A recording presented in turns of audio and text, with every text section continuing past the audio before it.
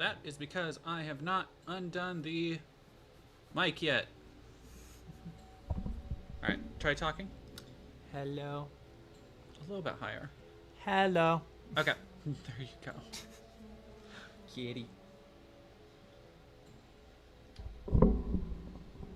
It's gonna be just blocking me. That's fine. It's fine. It's okay.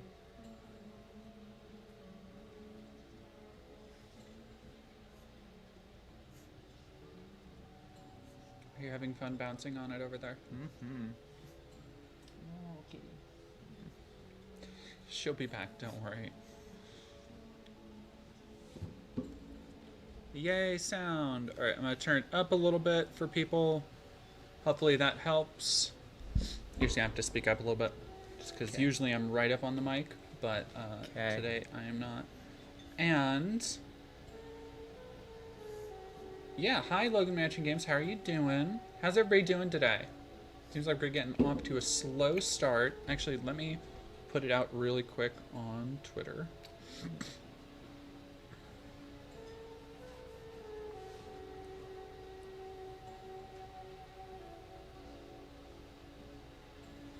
You're a Cindy Jen, you're wiggling and jiggling. I'm a wiggle, a jiggle.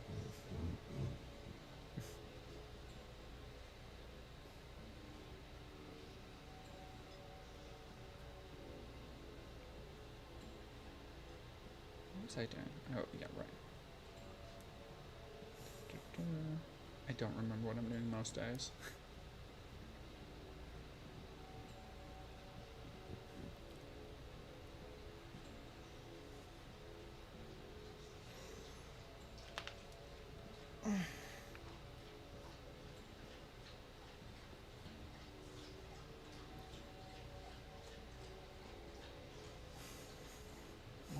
Why did it fuck up like that? That is so bizarre.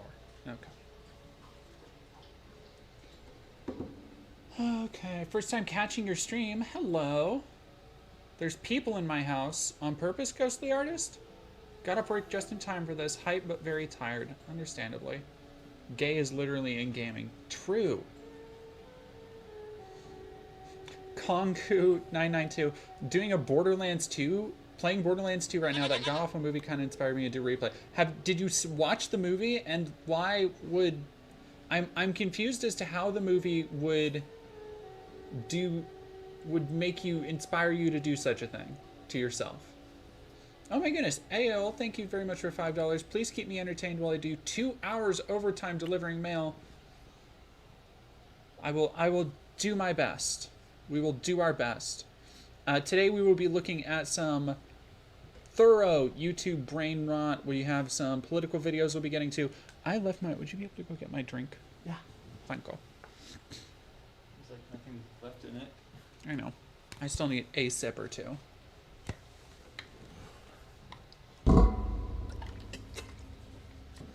Yeah, on purpose they live here. Just upsetting that they'd be here right now. I'm sorry about that. It should be there.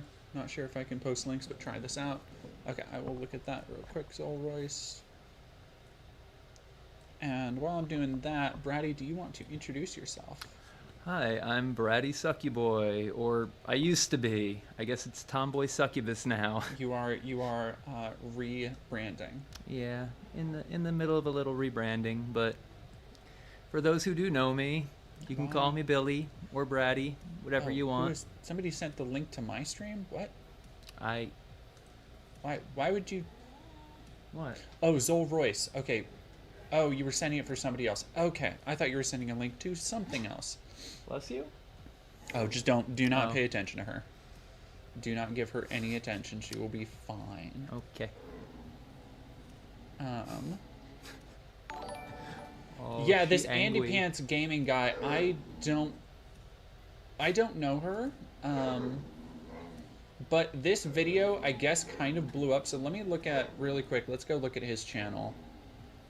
It seems like he's big into discussing games mostly from 2000 to 2015. Why am I not surprised? So this is already super similar to fucking Synthetic Man in two ways. One, he's like generic anti-woke shit.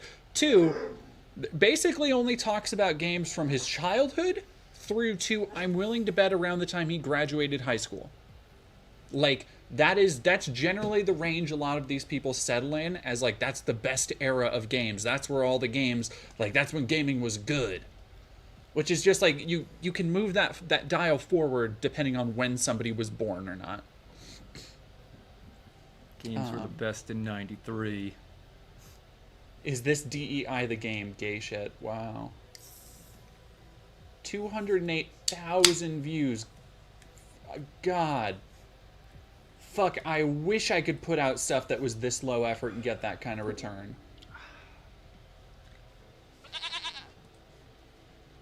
Who killed masculinity? He seems like pretty fucking, the Wokepocalypse is here. Whew. Kitty. I mean, like, but then you... when did video games become so soft? I mean, but, like, look at the shit. What went wrong with Homefront the Revolution? And he gets 28k views versus when did games become soft gets 600k views. Like, it is... This shit is... Bless oh, you. Goodness gracious. That was gross, cat. Oh, baby. Thank you, Sarah Canna, for $5. Why are there 4 copies of this stream on your YouTube? I do not know. Let me go look at that. Oh, you're so precious. You precious? No. Oh, can people see cat? Yes, people can see cat on stream. Otherwise, it would look like I'm just petting your chest.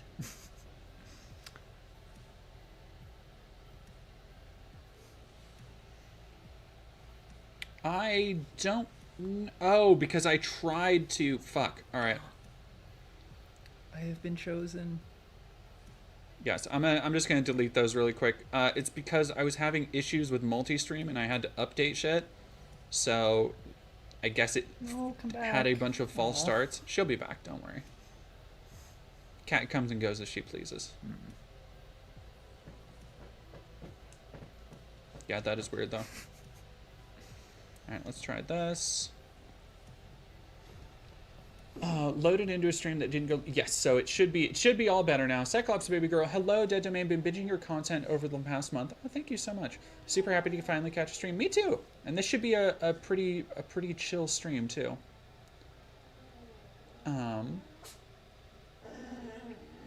Yeah, I'm pretty sure a lot of these views come from brigading. There's a ton of people hate watching this guy. I mean, like, I think this guy is... Hey, who knows? Maybe this guy will be... I'm not... Sorry. My Synthetic Man video is coming along, but I'm not going to do another... Put that much effort towards delisting somebody else. Unless this guy is actually a fucking Nazi like Synth. Oh, boy. Alright, I guess, let's just start with the one... Because I know... Why are video games so gay now? I know what, like... He's got BlackRock. Okay, let's fucking go. Let's go. All right, look. If you're a mod on Reddit, you're not going to be able. Can you hear okay? I can hear. Okay, let me make sure that everybody on stream, can you hear okay? Able to handle this video. I've gotten banned from Reddit like 10 times because I showed up and asked you homos a simple question and y'all can't answer. Oh, this dude is already out of the fucking gate. I got banned on Reddit because I showed up and I asked you homos a single question. First off, Reddit can use IP addresses to see if you're ban evading, in which case they will just ban your other account. Like, Reddit has so many different ways to make sure you're not ban evading that if you, like, switch from one account to one that's banned, they will be like, wait, you're logged into both of those? Okay, well, both of those should be banned. You dumbass. It's not like, it might not be that you are asking something that's just so verboten. It could just be that you're a dipshit. Like, yeah, off the top of the gate, like, your first impressions. Sounds like an asshole. Okay, yeah. He's a lolcow. Yeah,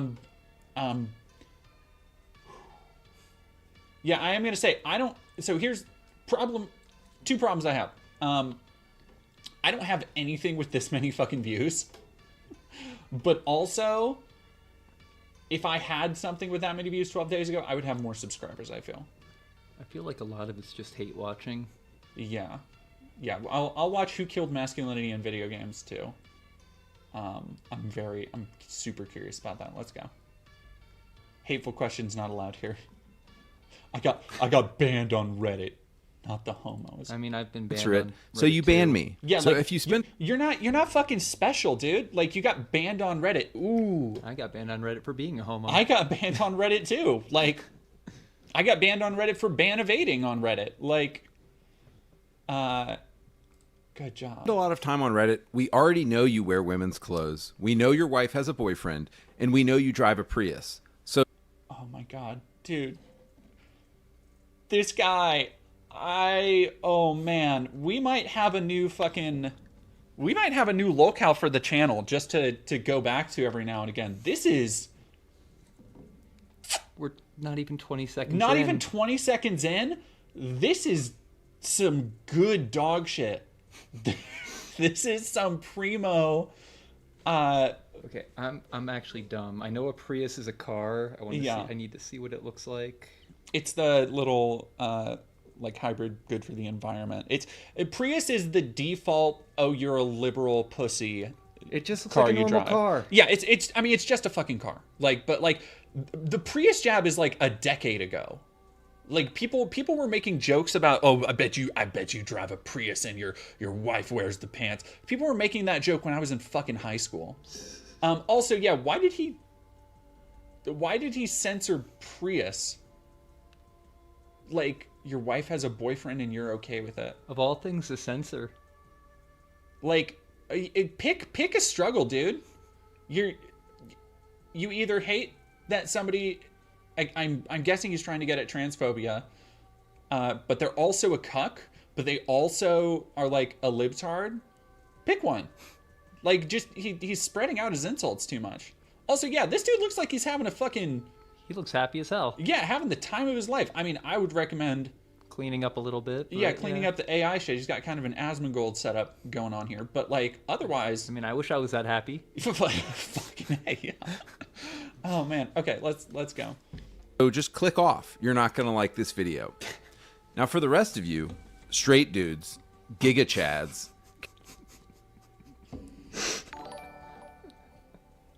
Post face, bro. That's all I can say is post face, dude. Axel, thank you so much for $2. Let's hear him out. He seems reasonable. Yeah. /S. can we talk? Why are video games gay now? If you look at the front page of Xbox Game Pass right now, you will see what I mean. So, but his definition of you will see what I mean. He thinks it's self-explanatory that just like There's two girls there. Obviously, they're lesbian. obviously. I mean, like look at all this SJW. It's just SJW colors and designs. It's just the SoCal art school style, and like, but all of these games are different. Like they're entirely different games. Dungeons of Hinterberg is I've actually been meaning to check out. Flintlock I tried. I did not like. I'm gonna be real with y'all. I don't think Flintlock is a very good video game. But it's also like an action hack and slash Souls-like thing. Whereas Magical Delicacy, I believe, is a 2D side scroller where you also run a restaurant. Like it's just gameplay variety, bro. Like, guess what else is fucking coming to Game Pass? Call of Duty. Like, Modern Warfare 3 just dropped on Game Pass. Call of Duty 6 will be day and date on Game Pass. If you want dark, gritty shit, like, Hellblade just dropped on Game Pass. This is just such picky, choosy bullshit. God. Magical Delicacy. Explore an unfamiliar town and deliver tasty treats to the townsfolk.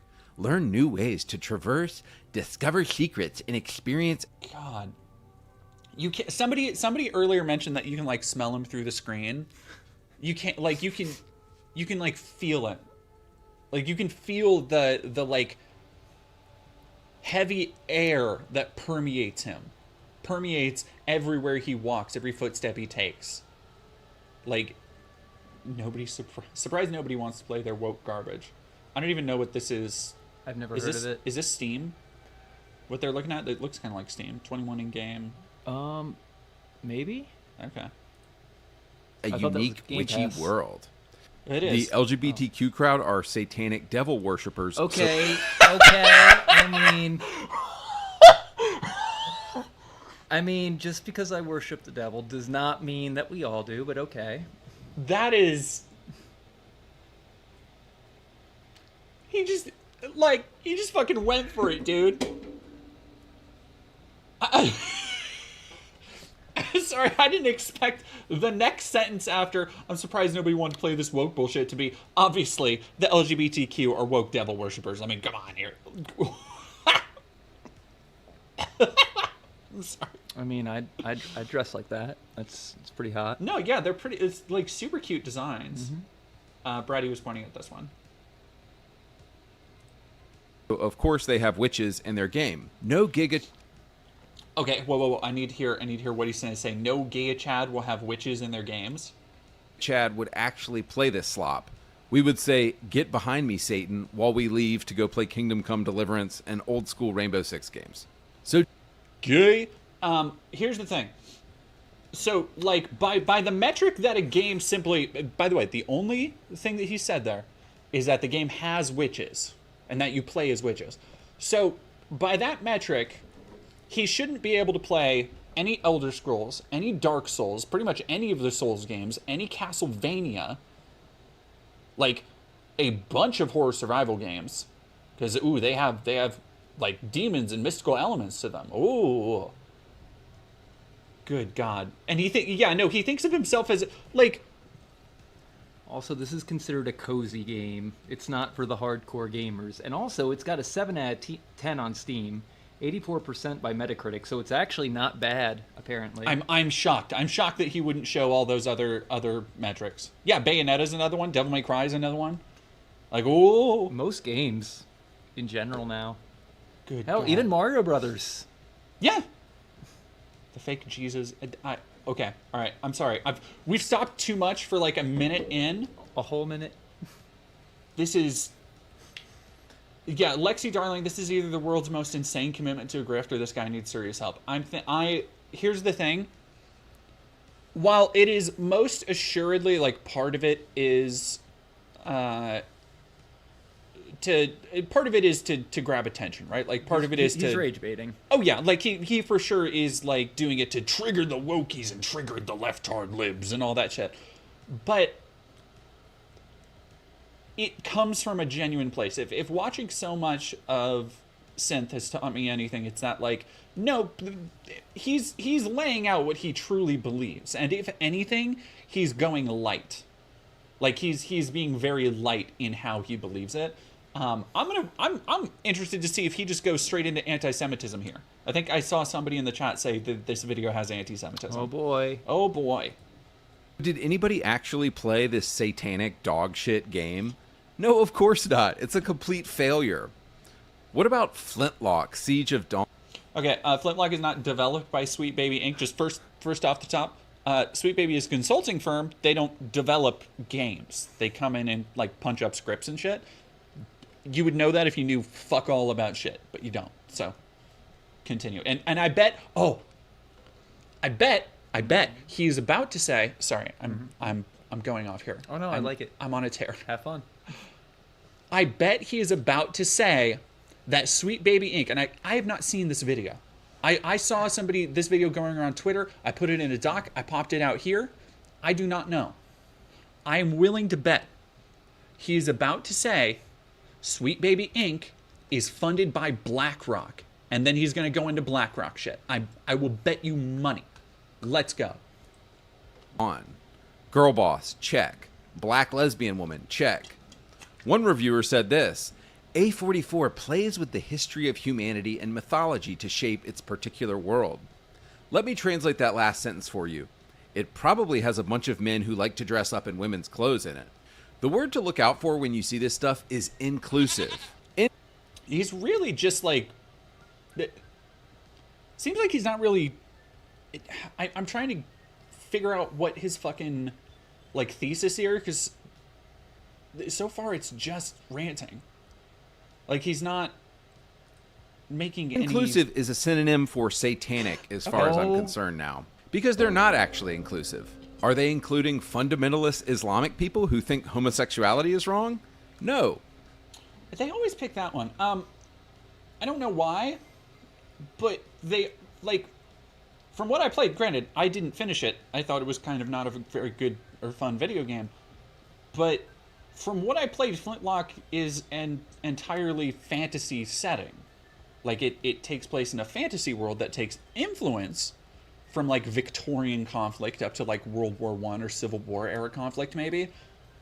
So I don't know why he thinks, like, Christianity or any other religion is owed in a fantasy world. When you're making a fantasy world, generally, people, like, that would be like going to George R.R. Martin and being like, well, why aren't there Muslims here?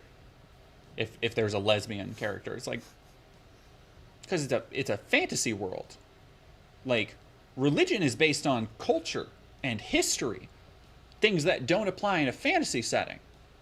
Homosexuality, being gay, being trans, those are innate human constructs, demonstrated time and time again throughout history as things that people just kind of are.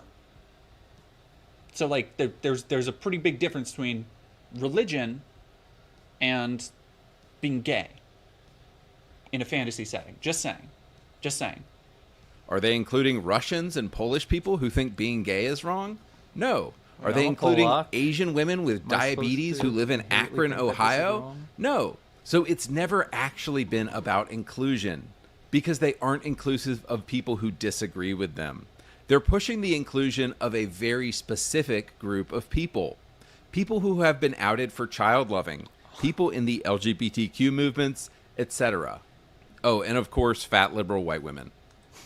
Incredible to show AOC.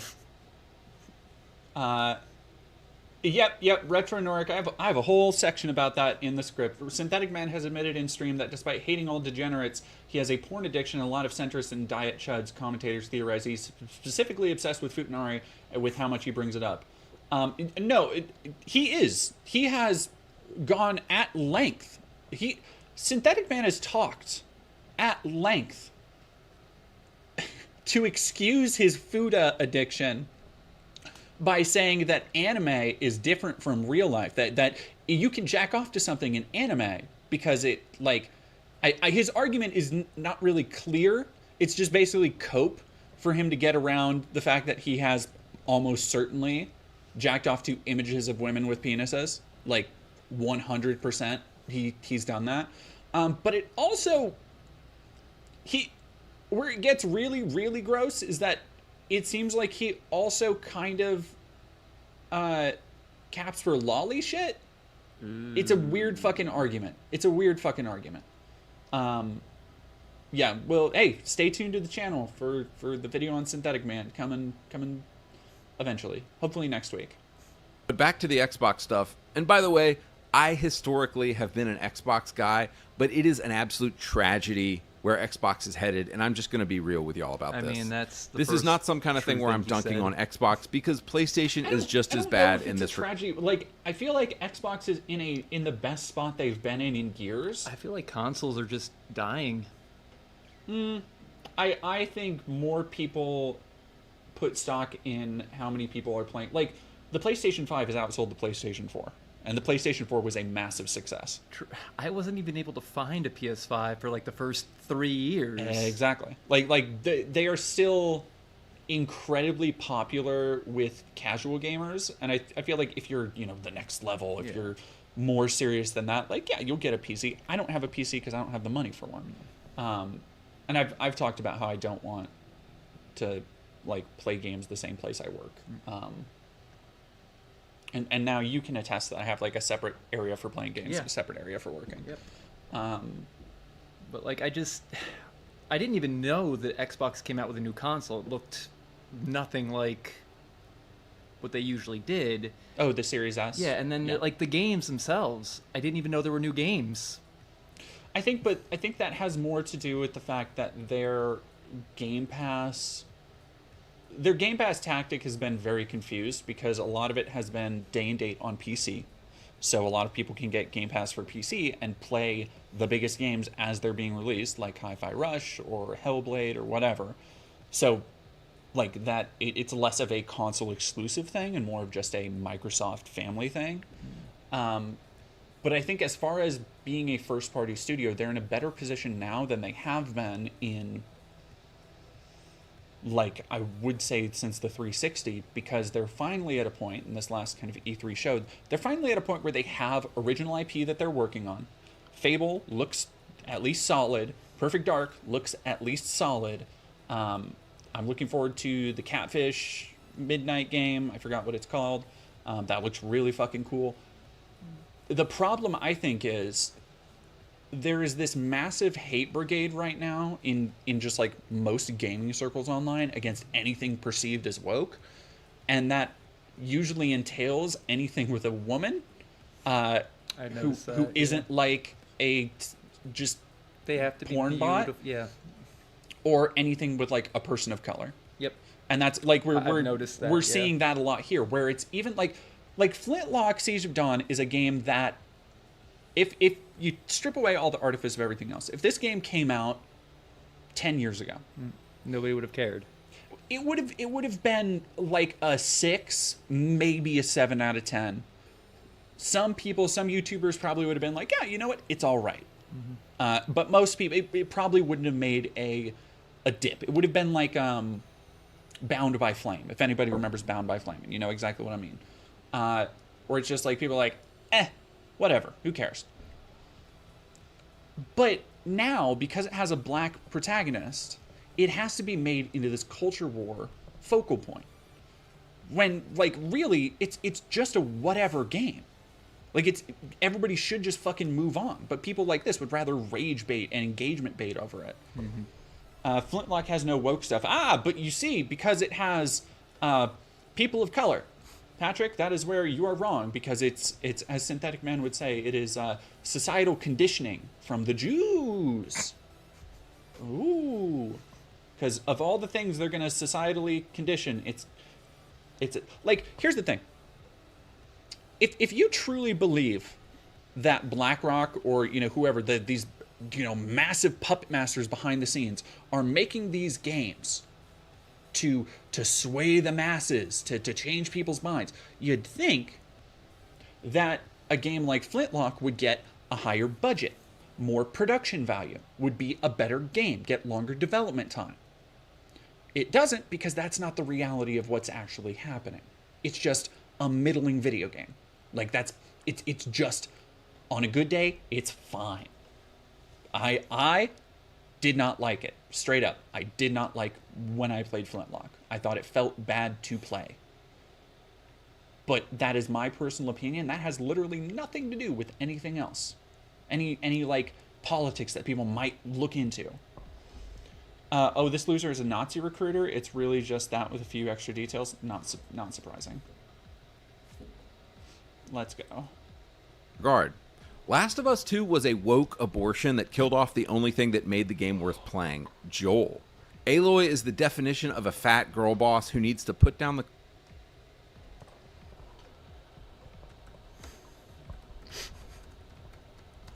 Let's see if I can get the one showing off her midriffs. Yeah, Aloy is a fat... She's not fat. I want to... DJ, let's run that back. They brought her into Genshin Impact as a character. She was not fat. Regard. DJ, play that Last back. of Us 2 was a woke abortion that killed off the only thing that made the game worth playing, Joel. Aloy is the definition of a fat girl boss who needs to put down the cookies and go for a run. She's muscular. Aloy is the definition of a fat girl boss who needs to put down the cookies and go for a run. Aloy is the... like... What? What fucking... Like, this is what Aloy looks like in the game he's talking about. In Horizon 2, this is the fat girl boss he's talking about. Like, I know they don't, like, know shit, and they haven't actually played these games. That's her in Genshin. Oh yeah, I mean, she looks like an anime girl there. Yeah. Yeah. But still not fat. Nope.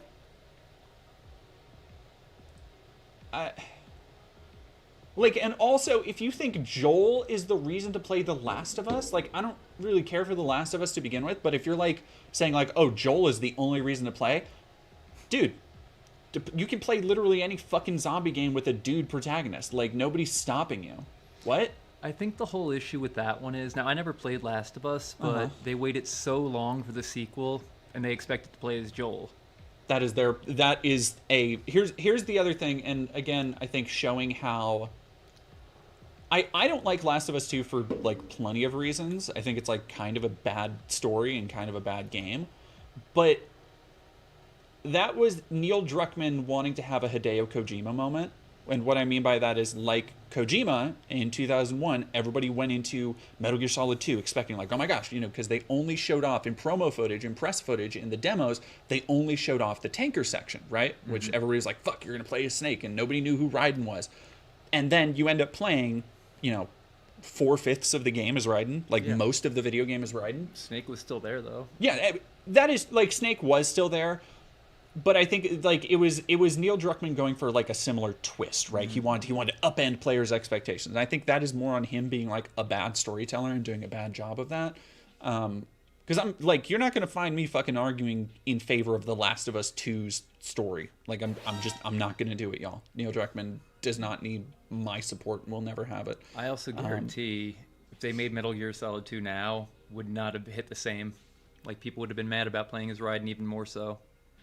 Yeah. Also, because he's a feminine character. No, absolutely. Like, they would have, if they saw Raiden now, they would have been like, oh, they make us play as this, like, gay femboy for the entire game. Kojima's trying to woke us. Like, and it's like... Like, it... my brain is shutting down already.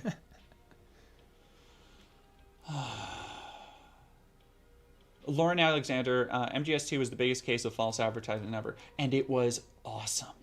They did it right. It was amazing. Oh yeah, no, I know some people weren't happy with Raiden then, but they're wrong. And time has rectified their mistake. Yeah. I do not think, and I feel like that is a difference between, like, Metal Gear Solid 2 and Last of Us 2, is that a decade from now, Last of Us 2 is going to have the opposite reaction, where you got, like, 10 out, and you've already seen this kind of, like, reclaiming. It's like, it got 10 out of 10s and all sorts of, shilling and shit from the industry, because of course it did. But then, like, a decade from now, or even like 4 or 5 years later, a lot of people have been like, actually, that wasn't that great. Like, actually, this didn't make sense. Actually, the story here kind of sucks. Actually, the narrative, like, they pick it apart, whereas something like Metal Gear Solid 2, it's been the reverse, where people have been like, fuck, actually, this twist was really good. Actually, like, holy shit, the stuff they're saying about society and like, how memes are passed down is actually, like, brilliant. Oh, no, they do call Kojima woke. Majestic Spider-Man, like, there are people who will look at, like, his most recent projects and working with Jordan Peele and be like, oh, it's woke. This is an 11-minute vid. I know. Okay, I will get it. I will get through it. Ah. Sorry. No, you're good. Oh, yeah, people love Metal Gear Raiden. Rising. Yeah, people love Raiden in Revengeance, because that's when, they made him badass. Yeah, that's when, like, he was and in Metal Gear Solid 4, but, like, that was when they made him, like, oh, he's like a cyborg killing machine. But he's still wearing heels in that game. People forget this. He's still wearing heels. They're tactical heels. They're tactical heels. Tactical heels are still heels to me. Oh, wait, but what about Concord, the new premier live service game for the PS5 that looks like a... So many fat lesbians. I don't even know what this is. Concord was shown off, and again, another game I'm not going to fucking defend. And for people who were watching the PS5 showcase stream, like, as soon as Concord came on the stream, I was like... Concord is another game that, like, it's not just the people who are saying, oh, this is what, like, woke garbage is why it's gonna fail. It's like everybody else kind of looking at this game and being like, do we really need another fucking, like, hero shooter? And that's what it is. It's a team-based hero shooter where characters have different abilities and okay, yeah, there's too many. Yeah, and the stream really The stream when they showed it off was the trailer was like a cinematic trailer, and it made it look like it was going to be a story-based thing, which I was like, the thing with the stream was that it was very much leaning into a Guardians of the Galaxy vibe, and like each character on the team in the cinematic trailer like mapped on perfectly to one of the Guardian archetypes. And like y'all can go back and watch. I was just like, I don't know if this is it. And then the second I knew, or the second I saw that it was, it's going to be a 4v4 or whatever it is, hero shooter with, you know, different abilities. And I was like, fuck, man, come on. Like, at least commit to the bit of making it a narrative. Like, and I get it, it's not that simple in game development. But Concord is a great example of a game, much like Suicide Squad, where when it fails, because the market is so fucking saturated with games just like it, and it doesn't do enough to set itself apart, which is why Suicide Squad failed. When it fails because of that, they're going to claim a victory and say, oh, look, it went woke, went broke. And it's like, no, it had a tepid reception from the fucking time it touched down. Who you? Kaiju. Oh, Kaiju. We made it 5 seconds, chat. No, the Guardians of the Galaxy game fucking whips, dude. I played that. Yeah, I played that, I think, on Game Pass when I was, like, super poor and had no money, and I was literally just buying games through Game Pass. Or not even buying, just playing games on Game Pass. And I was shocked at how fucking good... Man, that team...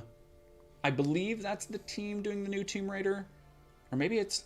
Are they the team doing the new Perfect Dark? Why do I think those are... There's a weird IDOS Crystal Dynamics switcheroo that happened in the last couple of years that I need to look into. But yeah, no, Rose and Jermaine, you like nailed it on the head. It's just another hero shooter. That's why it's not hyped. Like the time for hero shooters was almost a decade ago now, right? Like Battleborn and Overwatch, y'all, that shit came out in 2016. Over 8 years ago, 8.5 years ago by this point. 2016. Like, and within 2 or 3 years, everybody was like, I don't know, Valorant, like, Stripe, there's a lot of fucking, Smite, there's a lot of these fucking live service games popping off now. We're getting a full 3-hour stream out of this 11-minute video. Palpatine Core, we might. I'm fucking on one. I'm turned up. This is my birthday present. Well, happy birthday, Misanthropic. Happy birthday. Yeah, Overwatch is come and gone. And Overwatch is like... Man, Overwatch I will never forgive you for raiding me on that day. That was the first raid I ever did for you. I was playing that game for the first time. Yeah, no. Terrible game. Dominic Mazlik. So terrible. I remember when there were a saturation of racing games on PS2 and Xbox, and now it's kind of bare. They did the same thing, like... Open world games, last generation, open world games are saturated to fuck now. Every game now, because open world games are super popular. Hey, like when people ask like, hey, why are there so many, why is this fucking game either open world, battle royale, live service, or a hero shooter, you can look at any of the biggest games of the last decade and be like, Fortnite, Grand Theft Auto, Call of Duty. Marvel Rivals does look pretty good though. I'm hoping for it. That's true. Like, see, I've got high hopes. And that's the thing, is that Marvel Rivals actually does look good, but it's also not a first-person hero shooter. It is a hero shooter, but it's not first-person. That does set it apart somewhat. It has a really fucking unique style, has a really fucking cool cast of characters that are already well-known. It's doing something unlike the fucking Square Enix Avengers game. Like, if you want to see... And this is kind of a different story, but if you want to see why somebody is excited for another game people weren't fucking excited for from the live service thing was Avengers. Avengers was like the canary in the coal mine for Suicide Squad. Like, you look at Avengers, when did that come out? 2018, 2019? The movie or the game? The game. It was 2018, I think. Look that up. Like, and Avengers fell fucking flat on its face. It could not just use the hype of the MCU to, like, make a successful live service game. Dude, if Avengers wasn't going to make it, fucking Suicide Squad wasn't going to make it. 2020. 2020, holy shit. Wow, they shut that down in like 2 years. Fuck. They took down Marvel Heroes for that, which sucks because Marvel Hero was I've never seen a live service game that wasn't repulsive slop. Destiny started out strong. Like, but then again, like, also look at why is everything a fucking live service? Look at how much money Fortnite rakes in. Look at how much fucking money Destiny has made in its lifetime.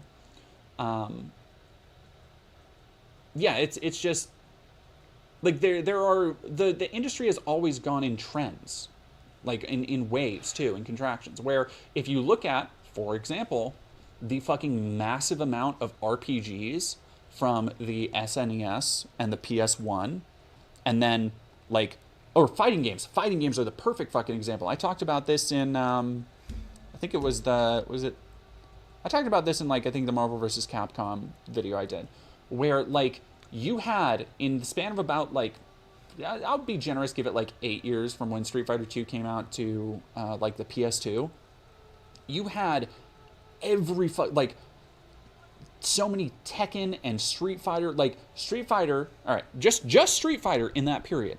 You had Street Fighter, Street Fighter 2, Street Fighter 3 with all of their different fucking versions.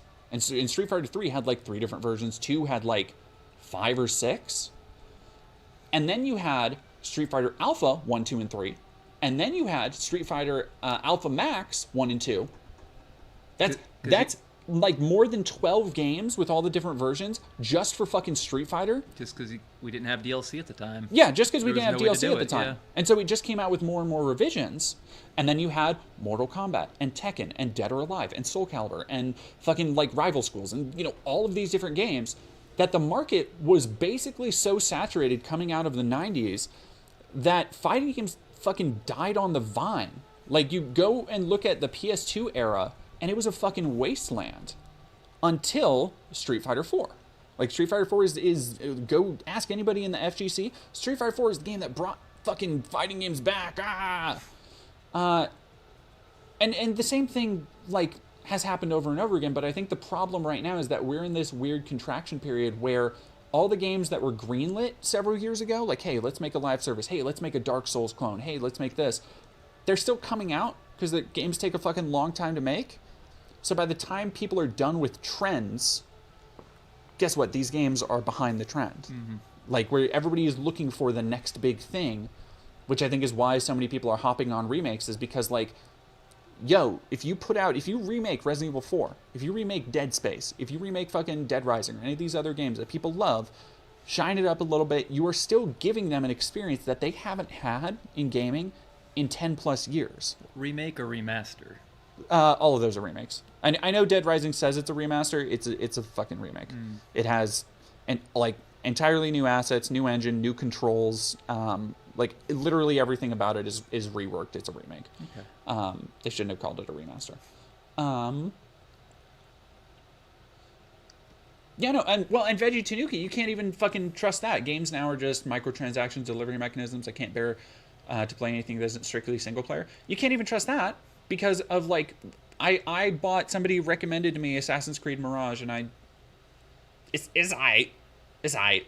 I like kind of going back to that series' roots. I think stripping it back is really interesting. But it's not like grabbing me. I keep trying to go back to it. But that game is fucking packed to the gills with microtransactions and shit for a single player game. It's like, do you want to buy a flaming horse? It's like, fucking no. What? It's a single player game. And then you kind of conflate that with the criticism that, like, gaming was so much better in the 2000s.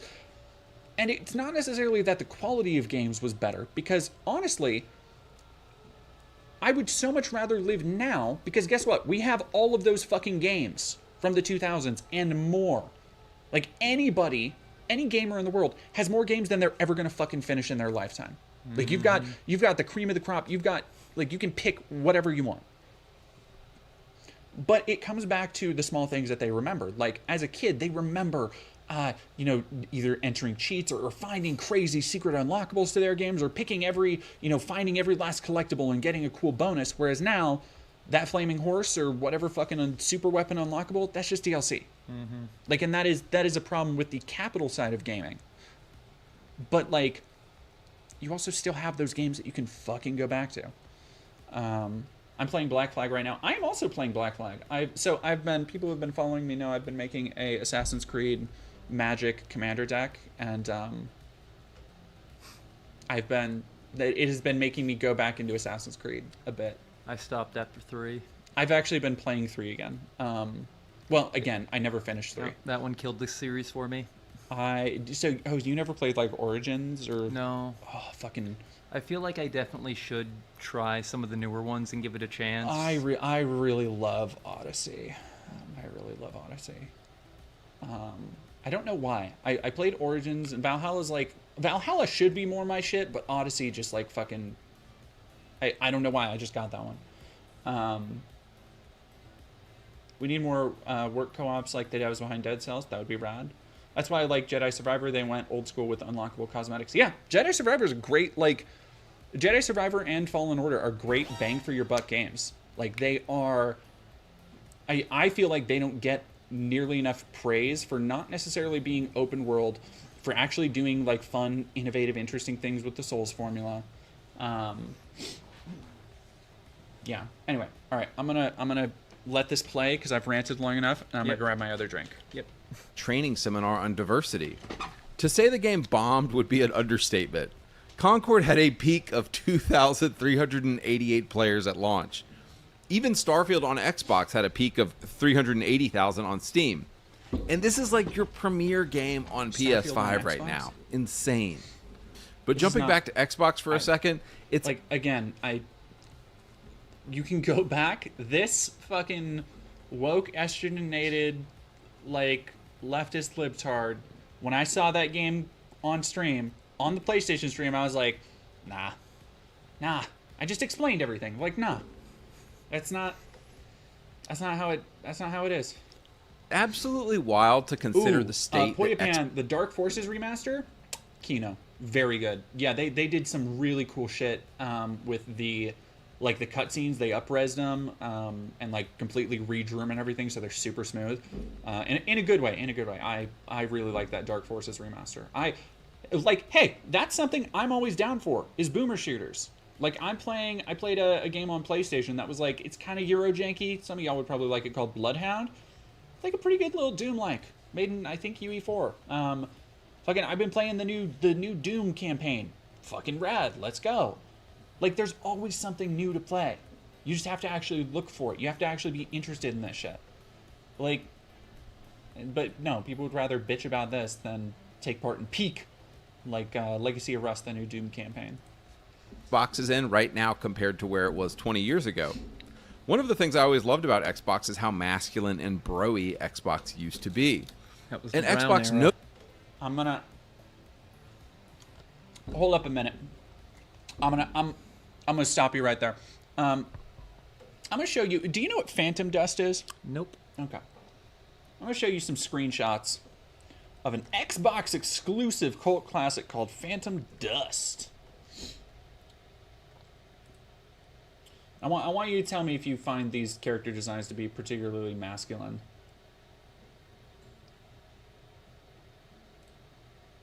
If these are really like the Chad bros that you... I don't know. That guy looks pretty Chad right there. He looks pretty Chad. He's got the haircut. He's got the Chad haircut. He do. Let's hit another one real quick. Lost Odyssey. I guess that guy's kind of chatty by like JRPG. I don't know. Like he's got like Sephiroth face. I could see him. He's Asian. Yeah, that's more femboy than Chad. Well, Asian can get away with it. When you're white, you got to be Chad. I suppose. So all of this is to say that Xbox has not only exclusively been just super cool masculine game. I want to see a what the hell was it?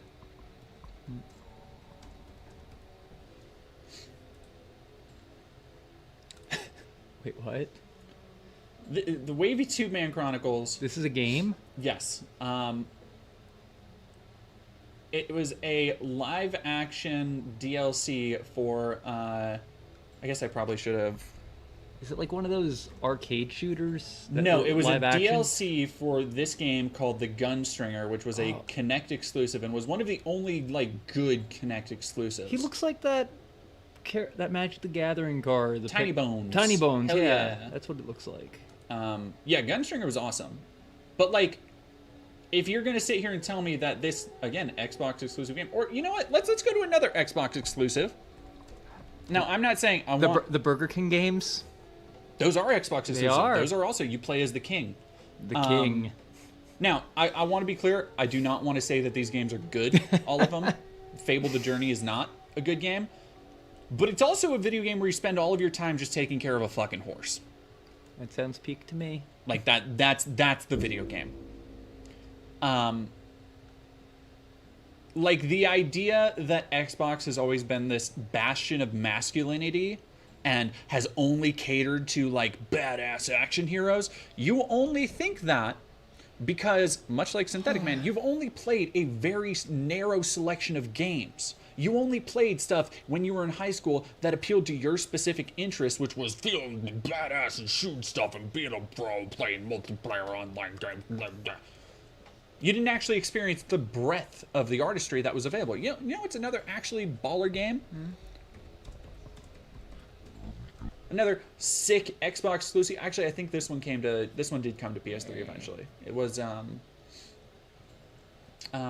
of Eden. Fucking rad synesthesia, like music rhythm game thing that it looked like this all the time. Child of Eden was fucking rad. Man. Oh, you'd love to see it.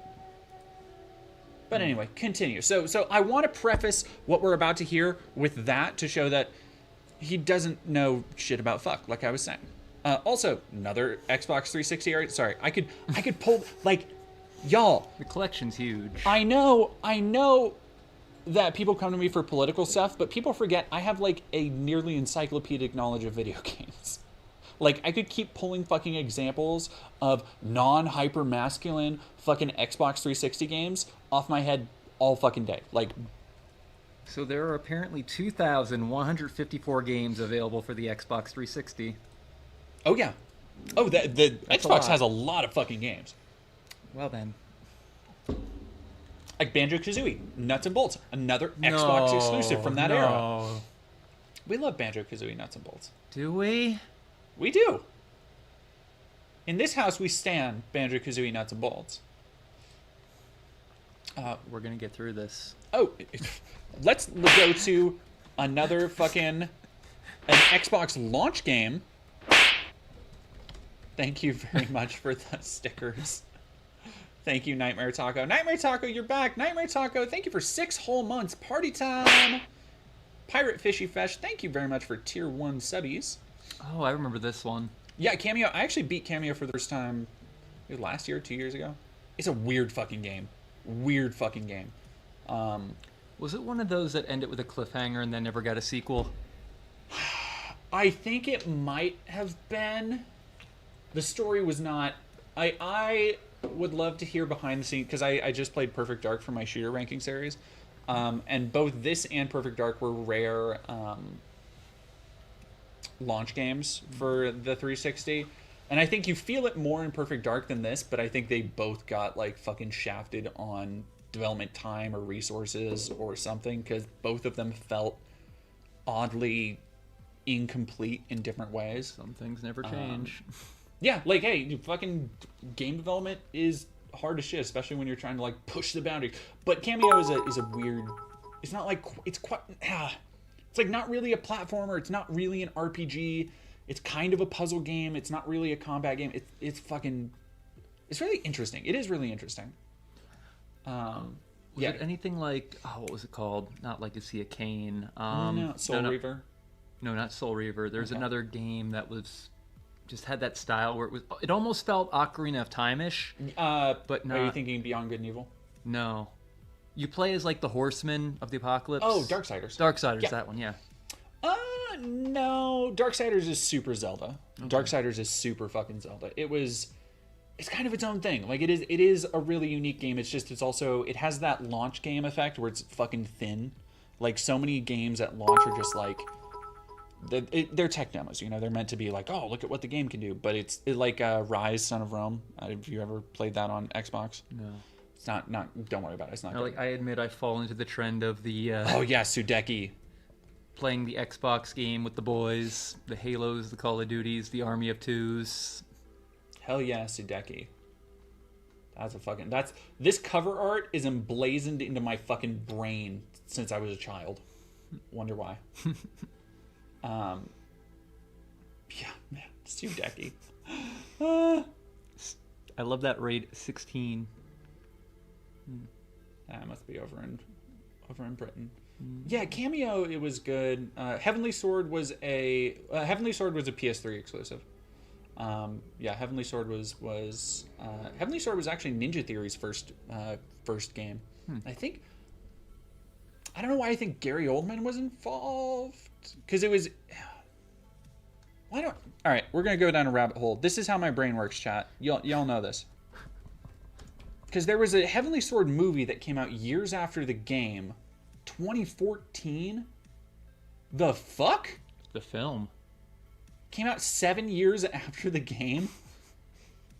I remember this. I remember this game, yes. Yeah, it was a God of War type game. Right. Quick time events, and I believe it even has like the similar, like you don't actually control the camera, like the camera just follows you. Yes, it was like a Gods of War clone. Yeah, I another God of War clone I've been playing recently was Conan on the Xbox 360, which is mid and it was fine. It's fine. It's whatever. In media res, Jesus Christ. Okay. Film, yes. Computer-generated film version was produced and scripted by Todd Farmer, Anna Torv, Alfred Molina, and Thomas Jane as Loki. Fuck. Film was released in 2014. Why? Why? Why? I have so many questions. Does it have anything to do with the game at all, or is it its own Yeah, it's thing? like an adaptation, but it's CG. Development of the movie began as an experimental project due to advances in CG technology. Creating a movie that looked like bigger budget Hollywood movies. Extensive assets from the original game included a large amount of material archived by Andy Serkis. Yeah, okay. So 10 years ago. Film was taken to Cannes, where multiple buyers opted to release. Alfred Molina. Huh. Weird. What a fucking... Yeah, Michael Scaly, that's what I tried to remember. It was Andy Serkis had something to do with because it would have been coming right off Lord of the Rings and Gollum, and I believe Andy Serkis also did stuff in King Kong in 2005. So yep, here we are. All actors involved had previously been involved in film or television. Actor Andy Serkis performs as the voice and motion capture actor. He also acts as dramatic actor for the game, as one of the writers of the story of the game. Interesting. Huh. Weird. Okay. That was a fun little jaunt down memory lane. Yeah. 3 minutes in. An hour 10. 3 minutes in, y'all. Heavenly Sword made it. I don't know if Heavenly Sword made it to theaters. That might have been a limited release thing. I'll check for you. Ninja Blade, I don't believe Ninja Blade was an exclusive. Oh, you know what? I think that you might be right. I don't think it came out on PS3. Yeah, it was Xbox. You're right. 99 Nights is another one that was, well, 99 Nights was more of a Dynasty Warriors thing. It was released digitally and theoretically in selected regions. Theoretically. I love theoretical fourth dimensional releases. Okay, I can't speak. Yeah, theatrical. Okay. In selected regions. I might have been underestimating when I said this would take 3 hours. So like that Beowulf movie. Yeah, probably pretty close to something like that. Shabiri as well, what do you think of the MK1 Combat Pack 2? I have to... let me look at it. Alright, last distraction, then we're getting back on board dunking on the Shud. I don't believe you. I get distracted easily. I see that.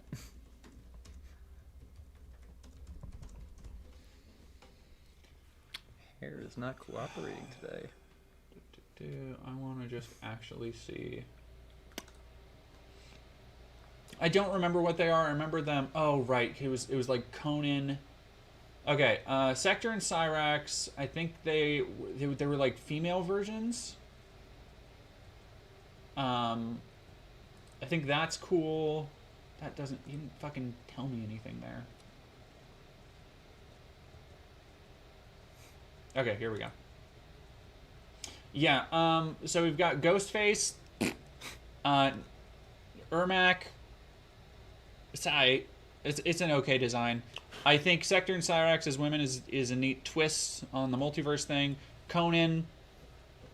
Yeah, okay, Conan makes sense. I hope they get a better Schwarzenegger impersonator than they did for fucking Terminator in MK. And then T-1000 makes sense. They already did a Terminator. But, like, I really fucking did not like Combat Pack 1. I didn't even buy it. MK1 has been... I've talked about it. I'm a massive Mortal Kombat fan. I played hundreds and hundreds and hundreds of hours. Granted, I had more time back then. Of MKX and MK11. MK1 I bounced the fuck off of. Like, I actually like the gameplay changes, but the unlock shit, the lack of, like, content at launch, the lack of a proper crypt and shit to do was just so stifling. Like, I loved in MK11 being able to pop from mode to mode, being able to go through the different towers that continually reloaded, and being able to go back to the crypt and, like, go on a little adventure. And MK11 felt like they stripped so much of that shit out. And I don't care for, like, Homelander and Omni-Man as fucking characters. Like, I don't care. Yeah, no, who do you want to play as, fascist superhero number 1 or Nazi fascist superhero number 2? I want them to fucking, like, actually use their licensing and just make the horror game crossover they wanted. Because Ed Boon has talked about how he'd love to do a horror crossover game, and they now have Leatherface, Alien, Predator, Ghostface, fucking Freddy Krueger, Terminator, RoboCop, like a whole bunch of other characters. Like, I would fucking play that. Yeah, no, the live service structure broke MK1. It's fucking, like, it's one of the most craven examples of I was gonna say multiverse shit. Also, that too, kind of like the multiverse aspect of the story is just so. Yeah, I think exactly like Shabir as well. MK11's roster, like the fucking roster there is peak. Killer Instinct fan. I was actually a big Killer Instinct fan. It had a similar. That's problem. the only one I played. Did you play the new one? Newish, 2014. No. Like, I played it on the Super Nintendo. I was never really into fighting games. Like, we'll Killer Instinct was, like, that one exception. Then, yeah, obviously I played a few Street Fighters here and there, but... Oh, Ziku, I want Doomslayer in an MK game so bad. I fucking wish that whatever happened, because something happened behind the scenes, I'm almost sure of it, that something happened that Bruce Campbell was supposed to be Ash and they were going to have Ash as a character in... MK11. I so wish that would have happened, but it never materialized. It's weird as hell how Dead by Daylight is one of the 2 to 5 live service horror games that exist. Yeah, and Dead by Daylight actually does a really good job with it, because when you buy a character, you get hours and hours and hours of content just from learning that character. And there's so much fucking variety in that game that every match now is completely different. And every update completely changes the game, because there's one new ability or 2 new abilities from a killer or a survivor that will just completely change shit. Yeah, anyway. Okay, back to this. I said I would go back. I'm going back. Knows this about itself. They had games like Halo, Gears of War, I'll do more than 20. the America's Army games, all the military... All right, so 20, we're starting now. I will make it to at least 4 minutes before I pause again. Bet. And I actually also, over in the chat, I did really enjoy the Evil Dead game. I wish... My big problem with those, and I can go on a tangent, I won't. But my big problem with every fucking classic horror IP getting their dedicated multiplayer game, they don't last. Like, nobody's still playing the Texas Chainsaw game. That Killer Clowns game, heard it was all right. I 3 months have passed. I'm not going to go fucking check, because there's nobody going to be playing it. Anyway, okay. I'm going at least until minute 4. We can do this. We can do this, chat. Games. Xbox even had The Rock come out when their console launched in November 2001. Microsoft knows exactly who their target market is. Straight dudes. I would also argue that Xbox still knows who their target market is today. They're just ignoring it. Because of ESG and BlackRock and the shadowy fuckers, the satanic strings behind all this You got stuff. 10 seconds. But I'll get to that later. So Xbox is definitely aware that it's straight, heterosexual men mostly playing their games. Do you know how we know that? Just look at the games they play. These are the top 10 most played. 402. Good Yeah, job. man. I love how he fucking says hetero men. Fortnite is not hetero men. Yeah, like, Fortnite, they just had, like, a Lady Gaga month where everybody was playing Lady Gaga songs on stage with each other. They had Billie Eilish. Yeah, you're They gonna have They have everybody. They literally have everybody. Also, very fucking funny for him to be like, yeah, I play Fortnite, but I'm not one of those queers that plays Apex Legends. Like some gay. That's actually more masculine. I mean, Apex actually has explicitly, like, gay and non-binary characters, so that's probably what he's talking about. Banana Brain ZEF, thank you for $2. Double the autists, double the tangents. No, this is all me, baby. I'm the one doing my tangents. Also, Call of Duty. Like, we both have Call of Duty skins. We play Call of Duty together. You have a kitten skin. It's a cyber cat. Thank you very much. You have a cyber cat. I have my, like, goth bitches. Like, Rainbow Six Siege also has gay and non-binary characters. Like, you're fucking. This is the most pulling at strings shit I've ever seen. At the end of the day, like, how do you know half the characters from these games you play aren't gay? Yeah, like, exactly. If it's not mentioned, Elden Ring is not for hetero. Schrodinger's gay. Exactly. Games on Xbox right now. So we can remove Minecraft and Roblox because it's definitely kids playing those, and we can remove Apex because it's mostly homosexual men playing that game. What you have left is 7 games that are definitely mostly being played by straight, normal dudes.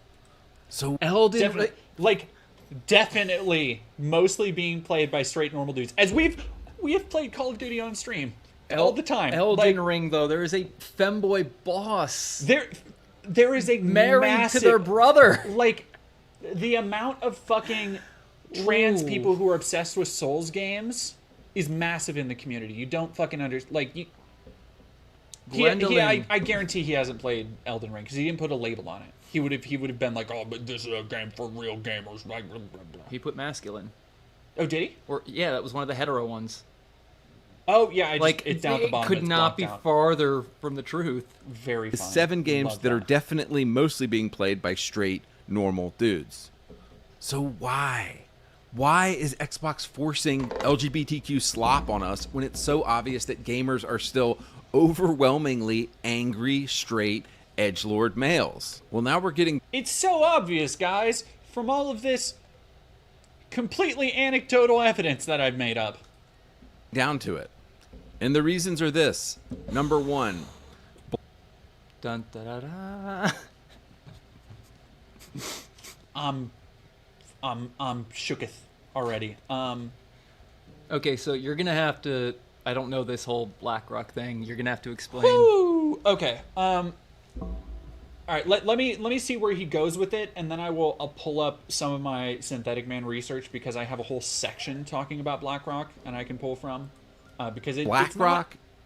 I've talked about it before on stream. It's not actually that fucking complicated, but detangling what these fucking people think BlackRock is from what it really is does require, like, explaining.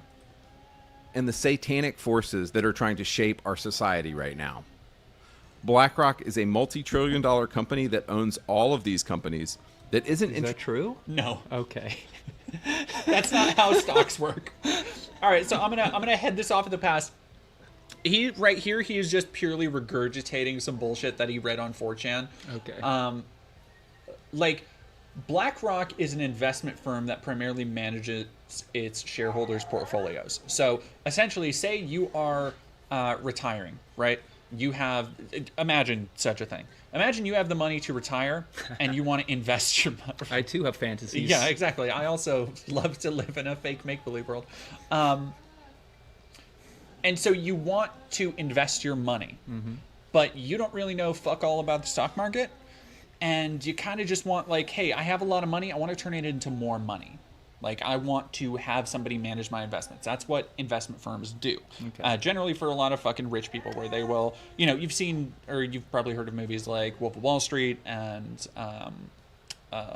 what the fuck is the one with Shia LaBeouf?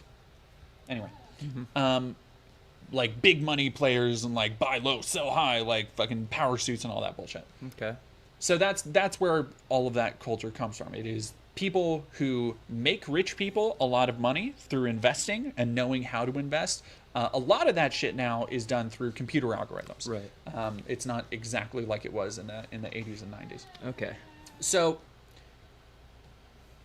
the homopocalypse of video games. Cindy Jen basically saying it. They own stock in a lot of shit. I can also buy stock in like Coca-Cola. It doesn't mean I'm fucking CEO. So the thing is because BlackRock owns all of this shit on behalf of its investors, it takes a ton of people's money. Like BlackRock is a $1 trillion corporation. They do make a fuck ton of money because they're one of the biggest investment firms. And so they trickle that all out and they divvy it up and they go buy stocks in other companies on behalf of its shareholders, right?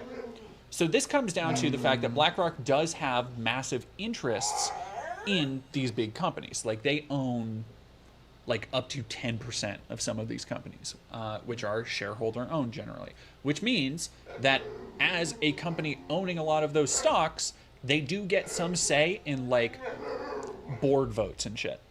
Okay. However, none of this equates to them outright fucking owning Pfizer and Coca-Cola and AT and goddamn T and fucking Walt Disney and Visa. Get fucked, you fucking idiot. So the most that they do, and this comes back to the BlackRock, sorry, the dog is unhappy. I gotta pee real quick. Okay, anyway. go for it. I'm Go gonna for go it. pet the puppy. Okay. Puppy. She's very unhappy. You know, BlackRock sucks because they... I'll keep talking to the chat. BlackRock sucks because they, like, are a massive mega trillion-dollar mega corporation that's only purpose is to make rich people more money. That's all they do. And that also means that they invest in things like oil and gas. They invest in things like fucking the military-industrial complex and weapons contracting. Like, they have their hands in fucking everything, right? Worst of all, just below Coca-Cola, BlackRock owns Black... Oh, is that... Where was Coca-Cola? He just put fucking BlackRock over an image with a bunch of fucking companies on it. Get the fuck out of here. EA, Xerox, McAfee.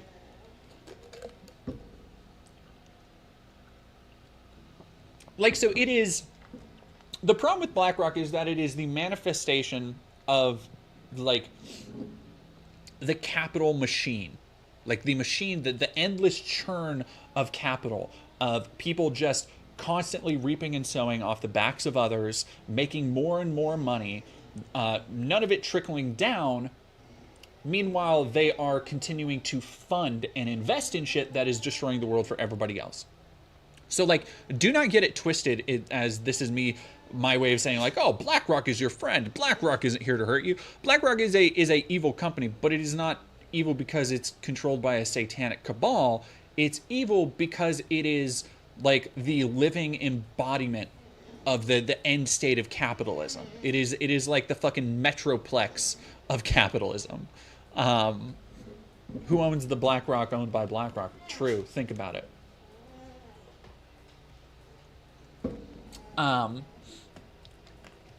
Yeah, no, I dislike Monsanto for, like, the evils they actually do and not the conspiracy reasons. Yeah, no, hey, there's plenty of fucking reasons to hate companies like Monsanto and hate fucking the Dole,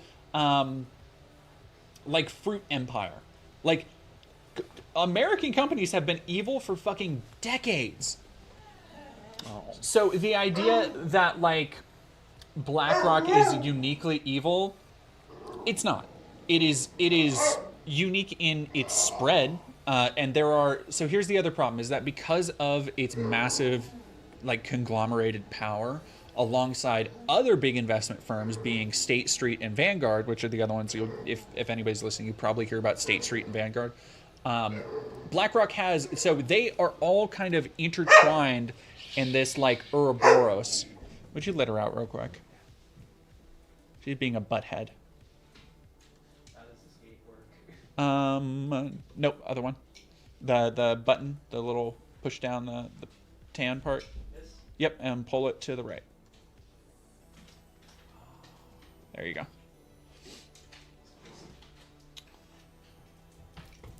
Well, and so that comes to the woke thing, right? Because, like, so BlackRock's, hey, hello, dog, hello, okay. I have to make sure everything is okay. You are, okay. I'll keep her No, for a little bit. no, I don't want you getting more scratched up. I'll give her a little, oh,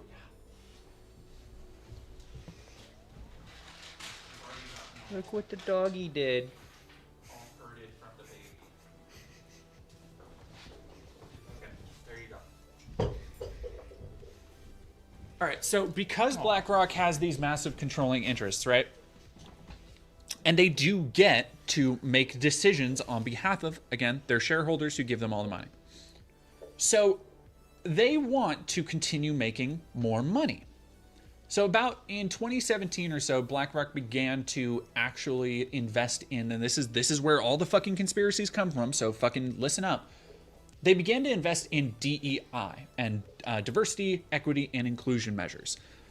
Now, for conservatives, they think that DEI means that, oh, the white person's going to lose his job and a black person's going to get it. And we've talked about how this isn't true. We watched the video where Matt Walsh is like, oh, these black women pilots are ruining jobs and they're going to crash planes. And the reality of the fact was that, like, the mayor of that city was actually taking part in that ceremony and proudly introducing all these black women pilots because there's a nationwide fucking pilot shortage. And historically, black communities, especially black women, aren't included in pilots. Like, so they are encouraging, because capitalism needs more money, because they need more workers, they always need more workers. If there is a shortage in something, capitalism is going to suddenly grow a fucking heart and be like, oh shit, we need to include everybody else in this. And they'll call it DEI, right?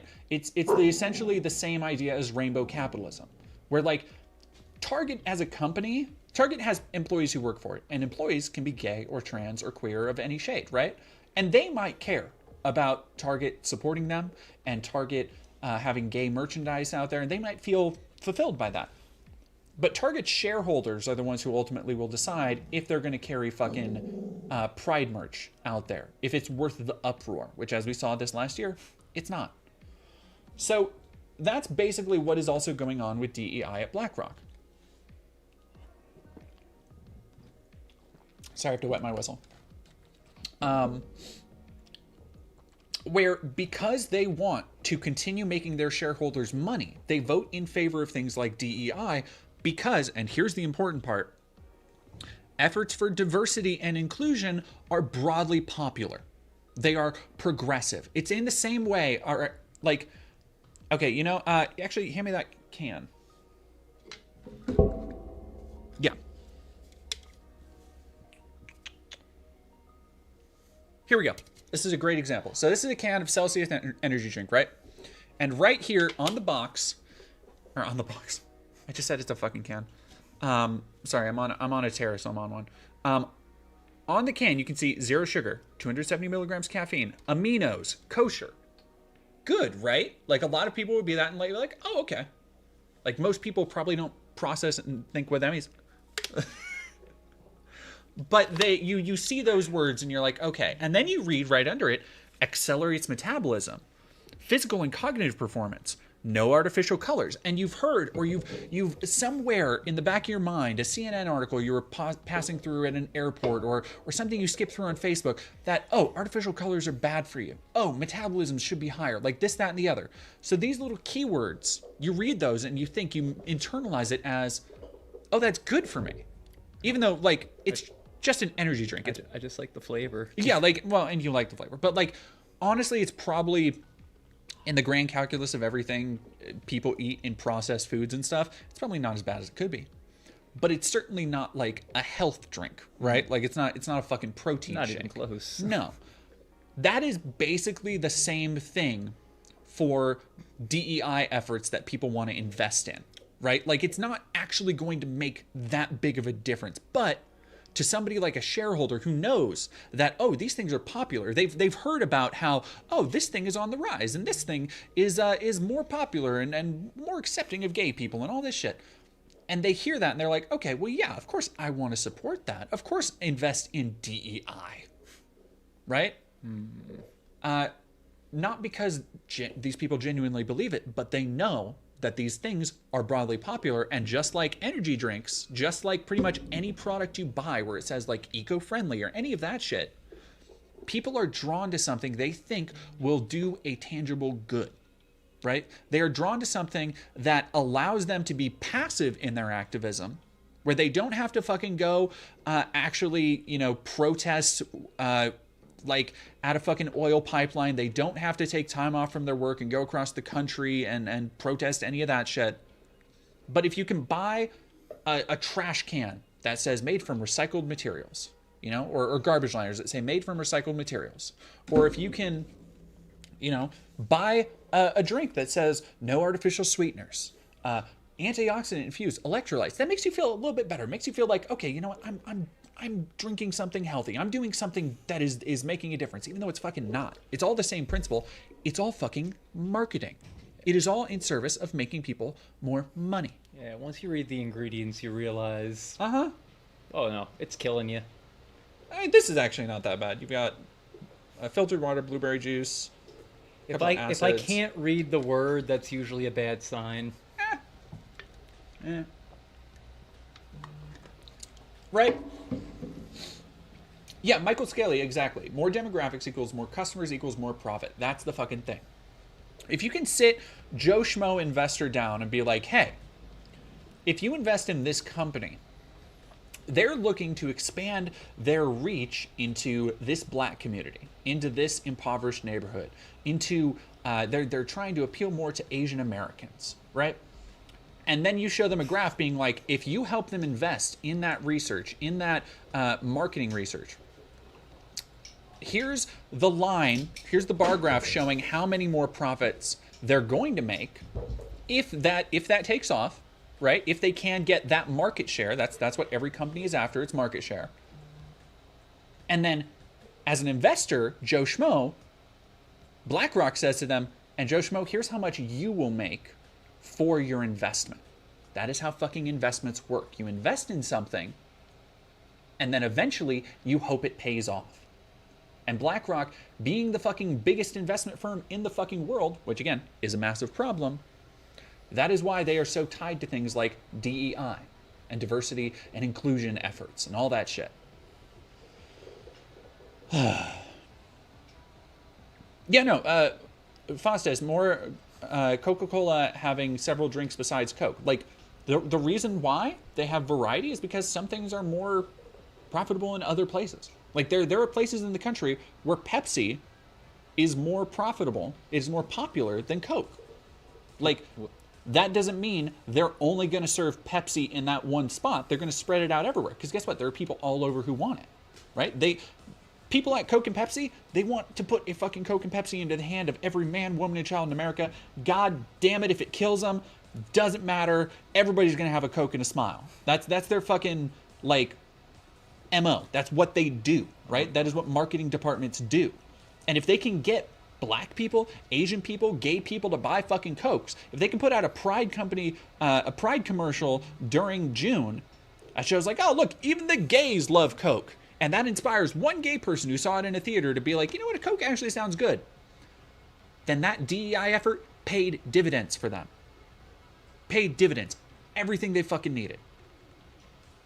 So the next time you hear somebody spouting off about fucking DEI and motherfucking BlackRock, again, you can rest assured they know fuck all about anything they're talking about.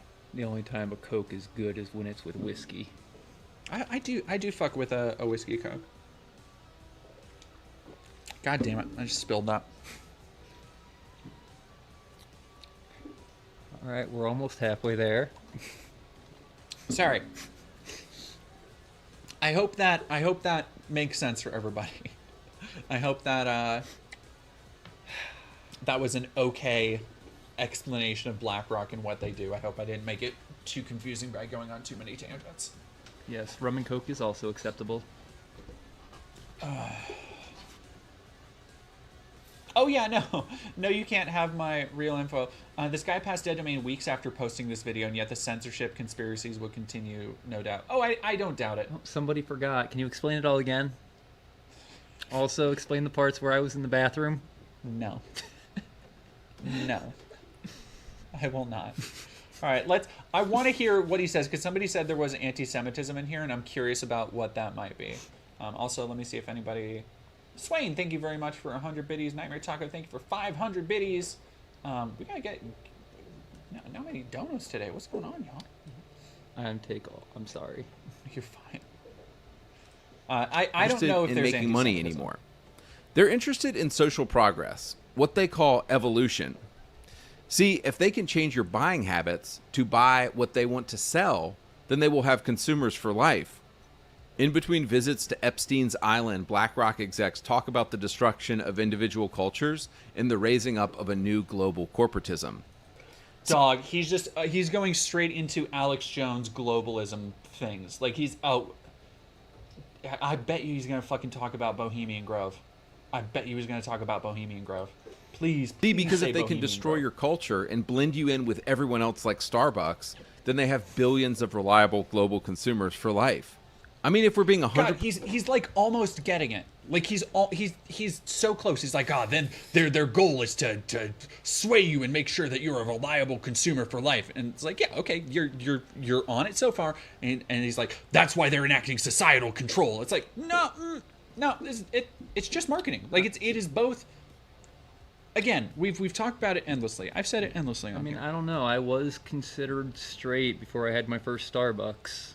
Much to think about. Much to think about. You might be onto something. Might be onto something. It, like, we've talked about it. I've talked about it endlessly. Where conspiracies are like both more and less exciting than the real world, right? Where this grand vision of, and I'm sure people at BlackRock have been to Epstein's Island because fucking rich people are sickos. They're fucking weird. Like, and that's the group Epstein literally hung with. Again, you will not find me defending anybody from fucking BlackRock. But I forgot where I was going with that. What was I saying? I went off on a tangent. God damn it, the ADHD is hitting me today. percent real right now. This is the coming of the Antichrist that was spoken of in the Bible. It's the new LGBTQ mafia. Revelations 13 says this: He required everyone, great and small, rich and poor, slave and free, to be given a mark on the right hand or on the forehead, and no one could buy or sell anything without that mark, which was either the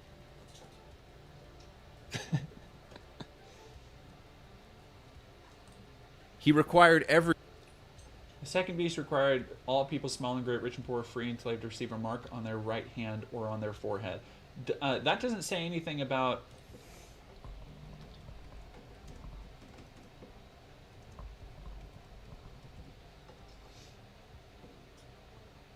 And the man, that no man might buy or sell, save he had that mark, or the name of the beast, or the number of his name. Huh. Well, what's the mark? It's the mark of the beast. Like Mr. Beast? Oh, God, I hope not. everyone, great and small, rich and poor, slave and free, to be given a Literally mark just took that from on the Google. right hand or on the forehead, and no one could buy or sell anything without that mark. It's driving me fucking crazy. In use at Whole... The number of the beast is in use at Whole Foods. Great. He doesn't even have a mark on his hand. I'm sure he thinks it's a microchip or something. Or one of those, like, injectable microchips. Oh. It's driving me crazy how he formats everything, where, like... I mean, essentially, it's just what the Apple Watch does. Yeah, which was either the name of the beast or the number representing his name. Dude, I will literally die before I let them put that junk on me. Amazon and Whole Foods are literally already allowing you to pay with your palm. We are not this far away from that stuff. So basically, it makes money for all these shadowy fuckers who are into child loving. It undermines culture, it attacks Christianity, and they're using the demonic LGBTQ stuff to lead the way with this stuff. But before I completely get lost in conspiracy theory land, let me get back. Before you fucking completely get lost in conspiracy theory land, You're already there. you fucking moron. Oh. Back practically to why the gay agenda is being pushed so hard in video games right now. Of course. Yes, let's get back. Duh. That's what Gotta we get were back here for, on yeah. track. Why are Fuck. video games Reason so gay number now? 2. I forgot that was the whole plot. Xbox and other big companies desperately need new revenue streams. Check out this revenue chart of video games from the past 50 years. Did you know that the profit of the 3 big console makers, Nintendo, Xbox, and PlayStation, has been hovering around $30 billion since 2011? Isn't that wild? So basically, Nintendo, Xbox, and PlayStation have been fighting over the same players since 2011. Why do you think Xbox is continually trying to get back in the PC market? Why do you think Xbox has considered collabing with Nintendo after the fucking Switch blew up? Like, duh. Like, I don't know why. So this is why they're pushing the gay stuff so hard. This is why you see Flintlock and Magical Delicacy and Dungeons of Hinterberg and all this woke slop on the front page of Xbox Game Pass.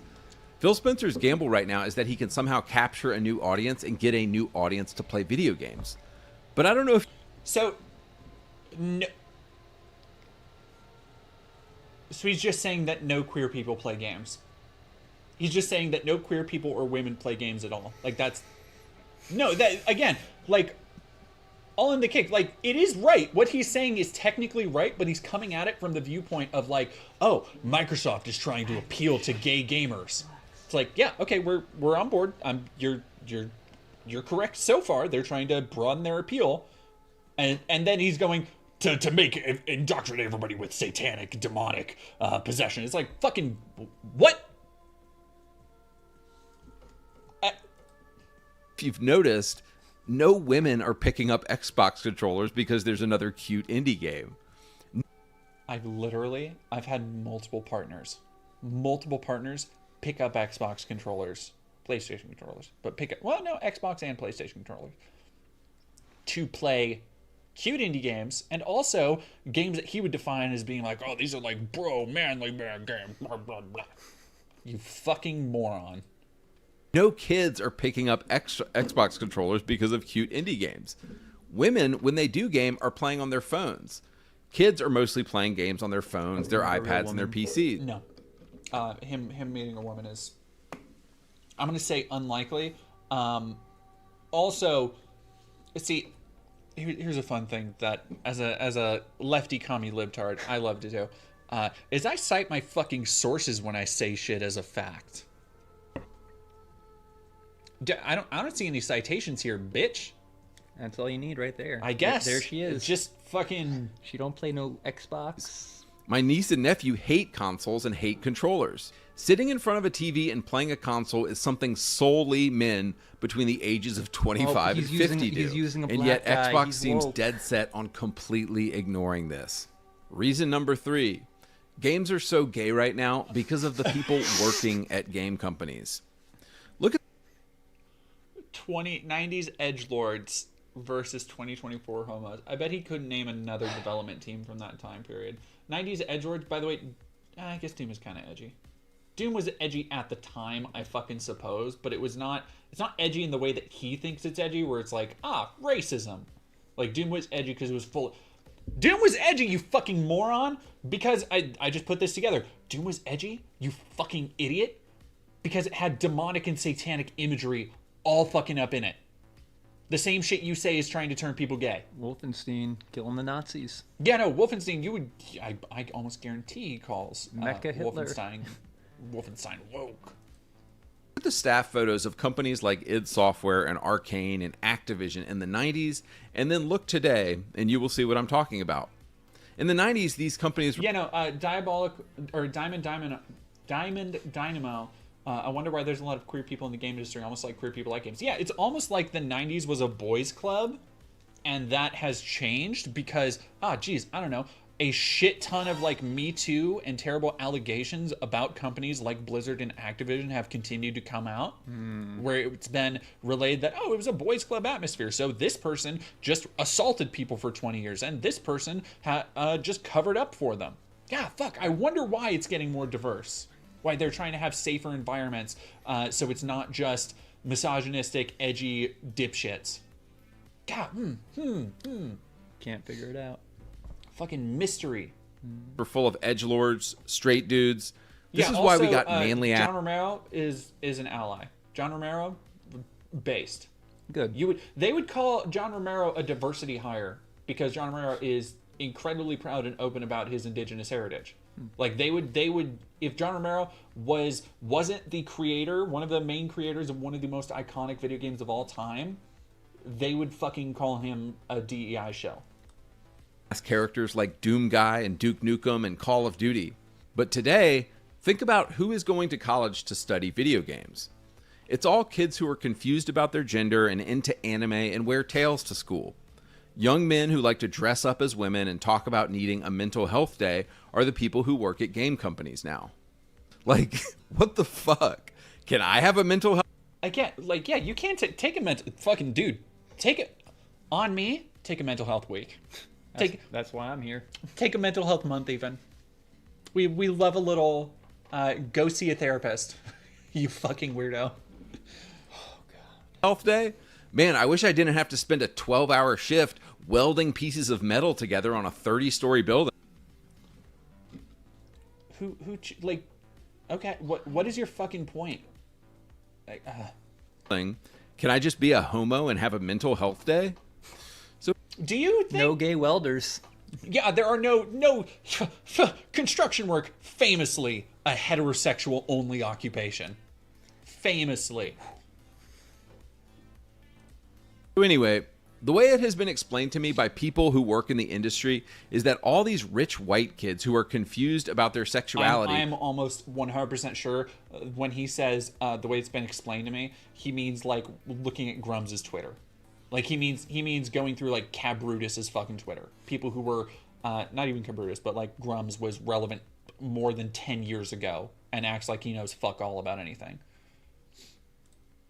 Went to places like SCAD and Full Sail and other video game colleges, and they got jobs at Ubisoft and Activision and Rockstar and, you know, companies that used to make cool games but make gay stuff now.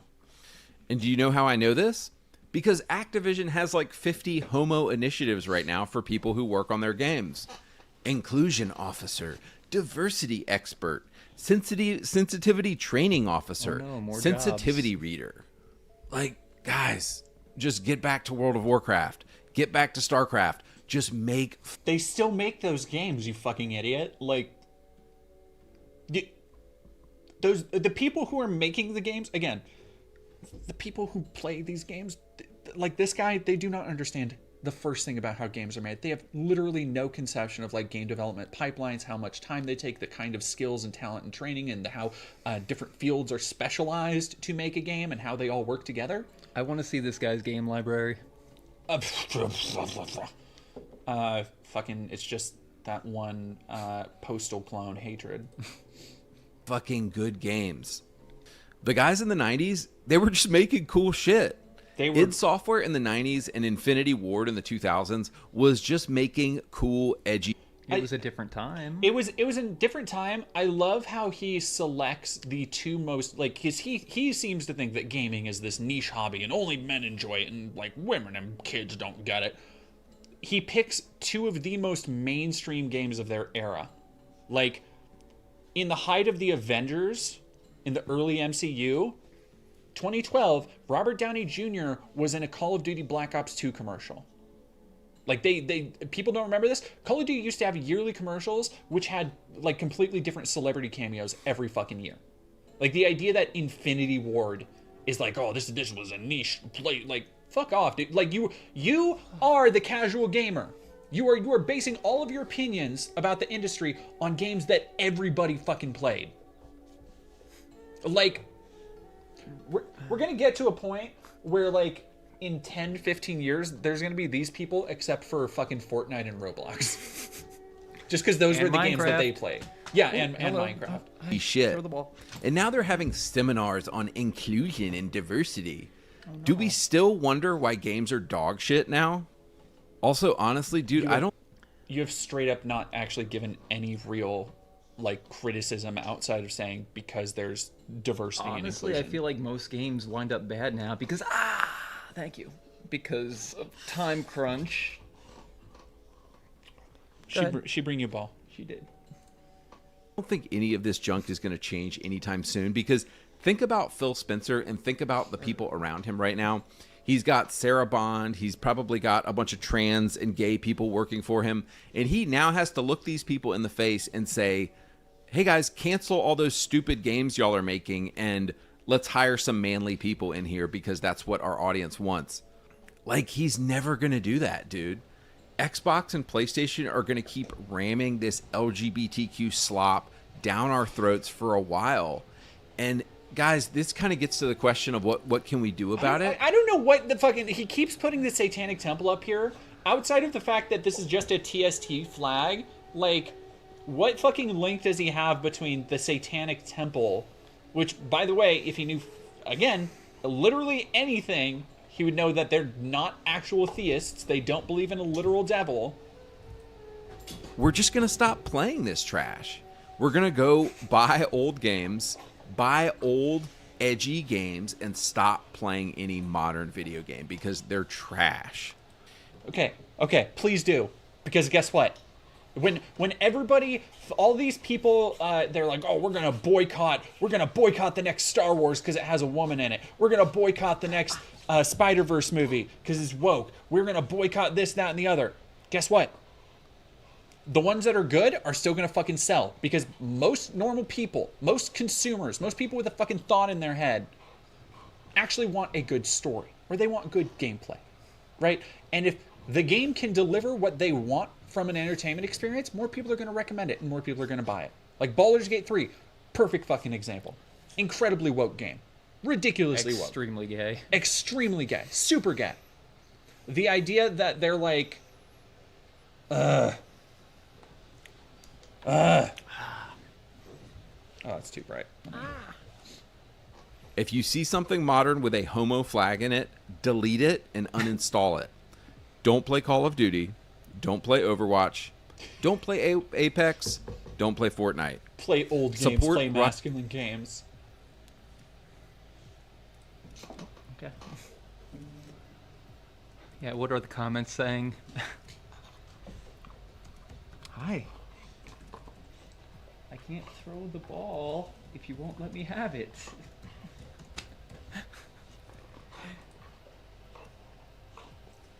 I miss the days when games were propaganda. When JRPG protagonists are masculine than the men in your games, you've completely lost the plot. Spoke his mind with no worry.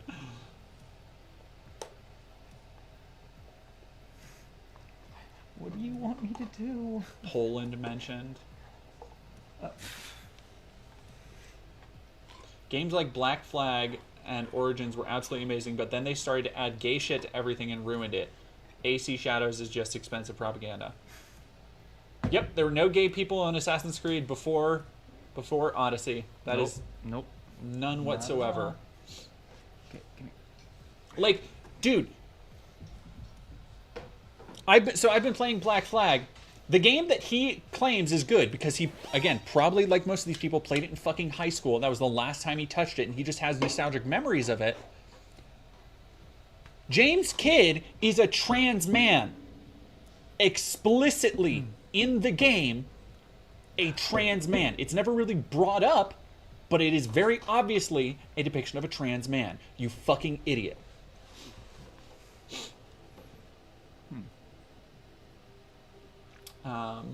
This isn't even an exaggeration. The pride stuff is getting out of hand. Next thing you know, there's going to be inclusiveness and diversity on the US dollar bills. Mark my words, I'm leaving this country. Are the straights okay? No. Is it 2008 again? I miss calling everything gay. And you already do call everything. Like, This guy's based. as a straight guy, hearing the first minute of this video made me go, now I see why you got banned on Reddit. Completely based. Love to see it. Literally everything is gay now. Why the hell is Fortnite a straight game? Oh, everybody! I'm sorry. Everybody in the chat immediately went to like it. He is cooking.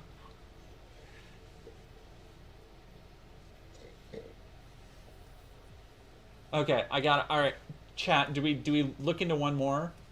Do I want to know who killed the masculinity so? in Do we video want to games. do masculinity or when did games become so soft? Because here's the thing, I would love to hear his idea of what makes a hard and/or soft game as somebody who is very obviously just a regular ass boring white dude. Like I'm so curious. What do we think? Oh, the straight's okay. No. All right, let's do because that's 14. Yeah, okay. Let's do when did games become so soft? Does anybody else There it notice is. how soft games have become the past 10 years? Bro, I remember when you gotta GTA keep San your shit Andreas straight. came out in You gotta keep 2004, your you shit could straight. kill the police. You were literally just saying Fortnite was masculine. You can't open up with, oh yeah, this is a game Wait, for which video came masculine first? men. 3 months ago, I think the other one. Oh. No, this one came first. Oh. So he used it changed as his an example. views. Yeah, like okay, now Fortnite is for straighties. Okay. Kill police, kill moms, kill dads, have sex. So you just didn't like pay attention to the actual game. You could kill moms, you could kill dads, Lady. you could have sex with prostitutes, and basically engage in the most depraved nonsense imaginable. Fast forward to 2024, and games are so afraid of offending people. How can you say this when GTA 5 has the most sales of any fucking game in the world ever? GTA 6 doesn't look to be toning any of that shit down. Like, you can still do fucked up stuff in games. Like, who is saying they were offended? Literally the only person, he's showing Starfield here, the only person I've fucking seen be offended by Starfield was Captain Pronouns. By the way, can we get some pronouns? Can we get some pronouns in chat, please? Fucking heel versus babyface. They Fucking won't even let you pronouns. misgender somebody. Now, guys, just first off, I have no interest in a political debate. I don't want to get political about this. What the fuck is it with him? And like he really is. Thank you very much, Soulfresh. He really is a lot like Synthetic Man, where he'll just make these grand political statements and go on these political tirades, but then be like, I don't want to get political. Yes, you do. That seems to be They your very channel. explicitly want to get political, but here's the thing: they literally know fuck all. I've been saying it. I've been using that phrase the whole night. They don't know anything about politics outside of what they kind of hear about things like BlackRock that they attach to like a fucking barnacle, right? And they just travel with that narrative across all these shit-filled seas of the internet, from 4chan ahoy over to fucking Kiwi Farms. Like, that's just they just stick to these narratives. They just glom onto them and hold on tight, because that's all they fucking have. But if you, I bet if I could do a debate with this dude, I could apparently mog on anybody. oh, What? nothing. Is that good? This because I honestly don't care. Oh, But okay. can we just acknowledge how much games have changed in the past 20 years? Phil Spencer, the head of Xbox, keeps saying this slogan, quote, Okay, so he's showing the God of War sex scenes as an example of that. I'm gonna turn some lights on because it's the lighting is starting to get. Okay, that should be fine. Okay. It's flashing now. It'll be okay. So I mentioned earlier I've been playing the PS3 or Xbox 360 Conan game, and it's a fine like God of War clone. It's whatever. Ron Perlman sounds like he's fucking whacked out on Xannies for the entire performance. I've never heard a voice actor sound so fucking bored. Now, the thing is that it has these, like, in God of War style and in Conan style, it has these moments where you rescue, like, hot babes, and they're just, like, slaves that have been taken hostage, and all you really do, it's so fucking stupid, all you really do is,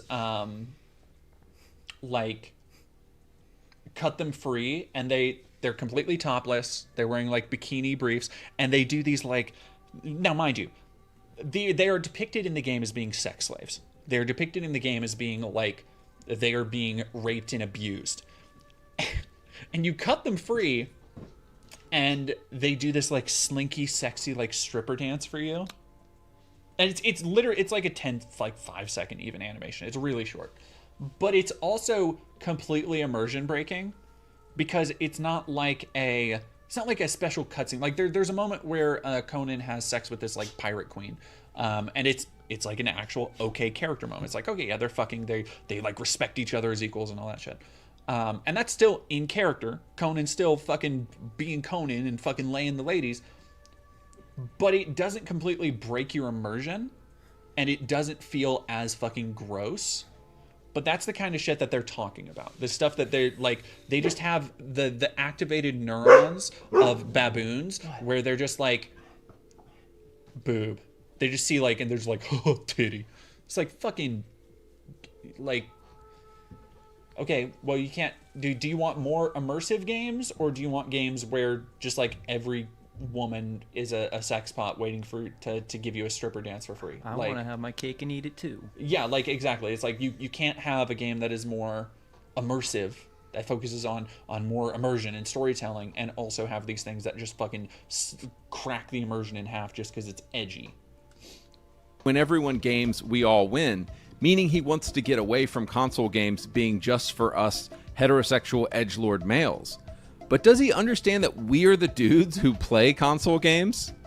Xbox was just in the news this past week for shutting down a bunch of studios, and the reason Phil Spencer gave was, quote, stagnant growth in the video game market. Basically, people aren't playing games as much as they used to.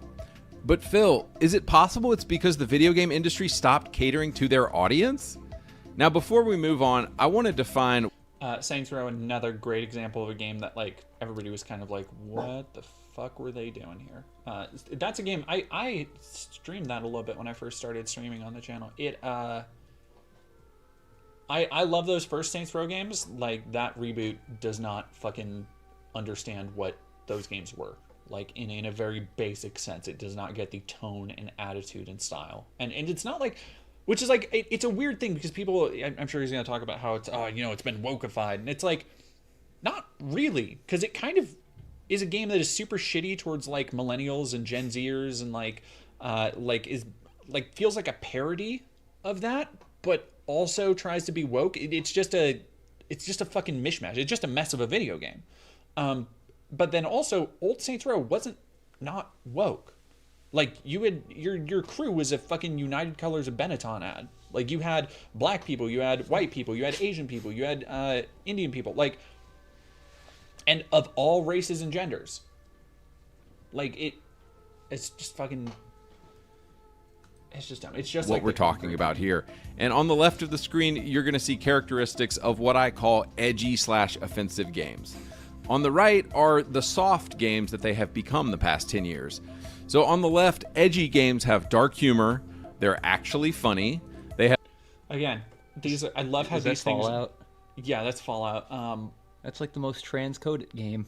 And dark humor and actually funny and offensive content and attractive women in New Vegas? I mean, with the right mods, maybe. Not in the base game, surely. Goodness gracious. Have offensive content, and they have attractive women. Whereas on the right, what I will call soft games have things I like, cool. Things I don't like, not cool. Cringe attempts at humor, not funny games. They say we can't possibly offend anybody, and they have unattractive women. Some games on the left would be GTA 5. Oh my god. He really went with New Vegas. No, he went with New Vegas and Cyberpunk. I mean, those games are new. Not New Vegas, but Cyberpunk and GTA 5. Like, GTA that's 5, old, yeah. I mean, GTA 5 is a decade old, but people are still playing it. Borderlands 2, that's also very old. I mean, I think his like, again, his logic here was supposed to be like, oh, they need to make games like they used to. But the games that he made are like 10 years or less old. Well, I think that's the point he's trying New to make. Vegas, Saints Edgy Row games 2, back then. Cyberpunk. Games But on the those right that's not would like be back Fortnite, then. the Saints Row Maybe it was for him. I don't know. Sims 4? Sims 4. But is he Borderlands? reboot of 2022, Fallout 76, Look, he put Fortnite on the Borderlands soft. 3. Safe for the whole He family backtracked. is what I would call the games on the right. So now you might say, Borderlands 3 is not safe for the whole family. Like, Borderlands 3 is a dog shit game. I didn't play that one. It's like it has all the same crass sexual humor and innuendo and stuff. Like, it's That's a good point. Cyberpunk was like the big gay game. yeah, no, like tons and tons of people. Cyberpunk is another example of like them only playing the most mainstream thing because so many like weird chuds cemented around it for whatever fucking reason. And it's like it's not a particularly like if there are any themes to be gleaned from it, it is broadly anti-corporatist, but it's like not a super hard right or hard left game. It's just another fucking like open world game. Andrew, Yeah. why do you even need Baldur's edgy Gate and 3 had the offensive gun games? gun. Why can't you just be happy with the safe, watered-down schlock that's made in 2024? And I would ask in response, why do you care what I play? Why you're making the video, fucker? The onus is on you to prove why you need it. Like you can't just be like, here's the thesis of my video. And you might ask, why is this necessary? Because I said, like, why do you care if it's necessary? Why are you asking why it's necessary? I'm telling you it's necessary. It's like the onus is on you to care what I Man. do in my free time? Bro. I enjoy being able to do whatever the hell I want in a game, and it's And clear play those millions and games. millions of other people feel Sandbox the same games, way. that's what you want. GTA Yeah, like- 5 is still like the #2 best-selling game of all time and is incredibly offensive by 2024 standards. Different genres of games. Furthermore, it's honestly only Western developers in the past 10 years that have become so sensitive and started nerfing these offensive games. Japan and Eastern Europe are still making the same great games they always have. But to take a closer look at a very offensive game with unprecedented player freedom, I want to talk about Fallout New Vegas. New Vegas is one of the edgiest games I have ever played, Lady. and is also probably one of the most She says celebrated hello. RPGs to come out in the past 15 years. Lady. To anybody saying Puppy people on don't stream. want edgy, offensive games, Puppy on I stream. submit to you Fallout New Vegas. Let's see. In New Vegas, you can go up to a war memorial and shoot it with a gun. When one of the people mourning at the memorial tries to stop you, you can call him a bitch and kill him. There's a side quest in New Vegas where you are looking for a missing teenager. So here's the thing. He's gonna. I'm willing to bet I hope he's gonna compare and contrast it with Fallout 76. which is an online game. Yeah, well, and it has a lot of like you can kind of play it like it's offline now. Like there's so much fucking content to it. But like Persona is gay as fuck. you're gonna sit here Well, and no, be like it's not because Fallout, you can't have gay relationship. But you can be a kid and fuck the teacher. And you Like find you out can do fucked up shit in any game that gives you like these moral gray and black choices. Like you can do the same type of shit in The Witcher. He would probably say, "Oh, that's an old one." You can do the same shit in Cyberpunk. Oh, that's a European one. You can do the same fucking shit in Baldur's Gate. He'd probably say, "Oh, it's also a European one." It's like, or it's just a byproduct of that style of RPG, which allows you to make morality choices, which unfortunately a lot of Western studios just don't make. these masked people at a casino Oh yeah, have no, abducted. edgy games are just asshole simulators to these people. Yeah, like again, they don't want. I'm willing to bet. Well, I wonder if he's going to talk about how he wants escapism and how he doesn't like being reminded of like shit going on in the real world, like the fact that there are black people or gay people. Also, you don't have to Did play him Fallout and are going to edgy. cook You and could be eat him. nice. You could be a complete Once you asshole. discover this, Yeah. you can kill all the cannibals, or you can get this, join them as a fellow cannibal. There's a faction In in Fallout 3, you can It's a choose your couple own months adventure, ago, yeah. A couple months ago in Fallout 3, I cleared out Tenpenny Tower for the fucking ghouls because fuck those rich assholes. What is your fucking? You can still make bad choices. You can join in Fallout 4. You can join the Brotherhood of Steel. Fallout 76. I'm sure you can do some asshole shit. the game called Caesar's Legion, and they crucify people and are horrible, and you can join them and do all the stuff that they do too. Of course you like Caesar's. Now you might ask me, Andrew, why would you want to do that?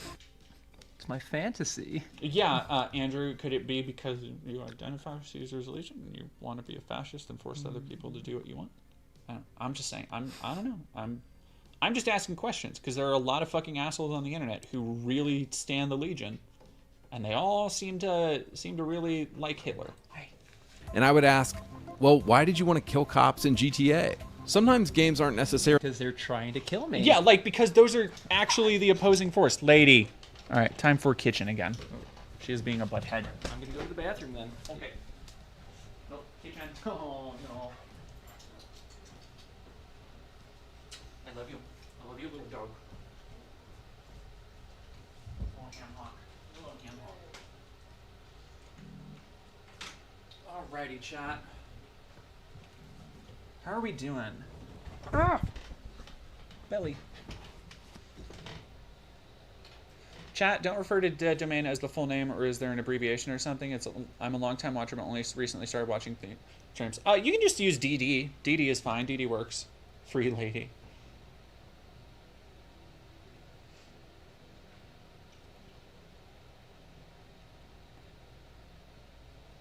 He doesn't understand what a story is. Yeah, like you can go on a rampage. Like, I feel like the rampage mechanic of GTA games got old when I was a kid. You know, like, it was cool, and I used to play Mercenaries, and Mercenaries 2 was like one of my first games on the 360. And going around and just like being chased by police and the army, and like the whole GTA rampage thing is fun. But as an adult, I don't do it very much. Like, even if I'm playing Saints Row or something, like, the only one I would really do it in is Saints Row 3, because you can get one of those fucking tanks, and the crunch animation for tanks rolling over cars in that game, magnifique, beautiful. Yeah.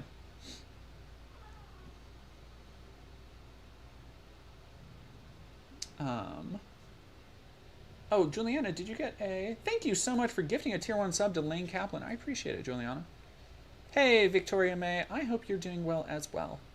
Do you think Elon will at some point in the next 12 years try to make a video game? Honestly, I wouldn't be surprised. Or if he just hired other people to make one for him. Yeah, exactly, Mooney Lives. It's boring when you realize there's nothing to do besides run and shoot. Yeah, it's like, it's just, you're doing the same shit. Like, it's, you know how it is. Alright, let me see. Abby wants to know when she should come over.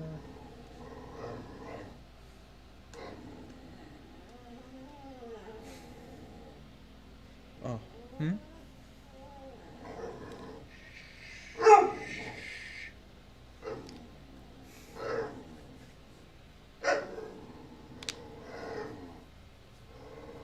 Okay, dokie. So what did I miss? Oh, nothing. We were just talking about... Oh, lady, please. Oh, my gosh. Don't let her scratch you. I think you've spoiled her too much. I might have. She's used to it.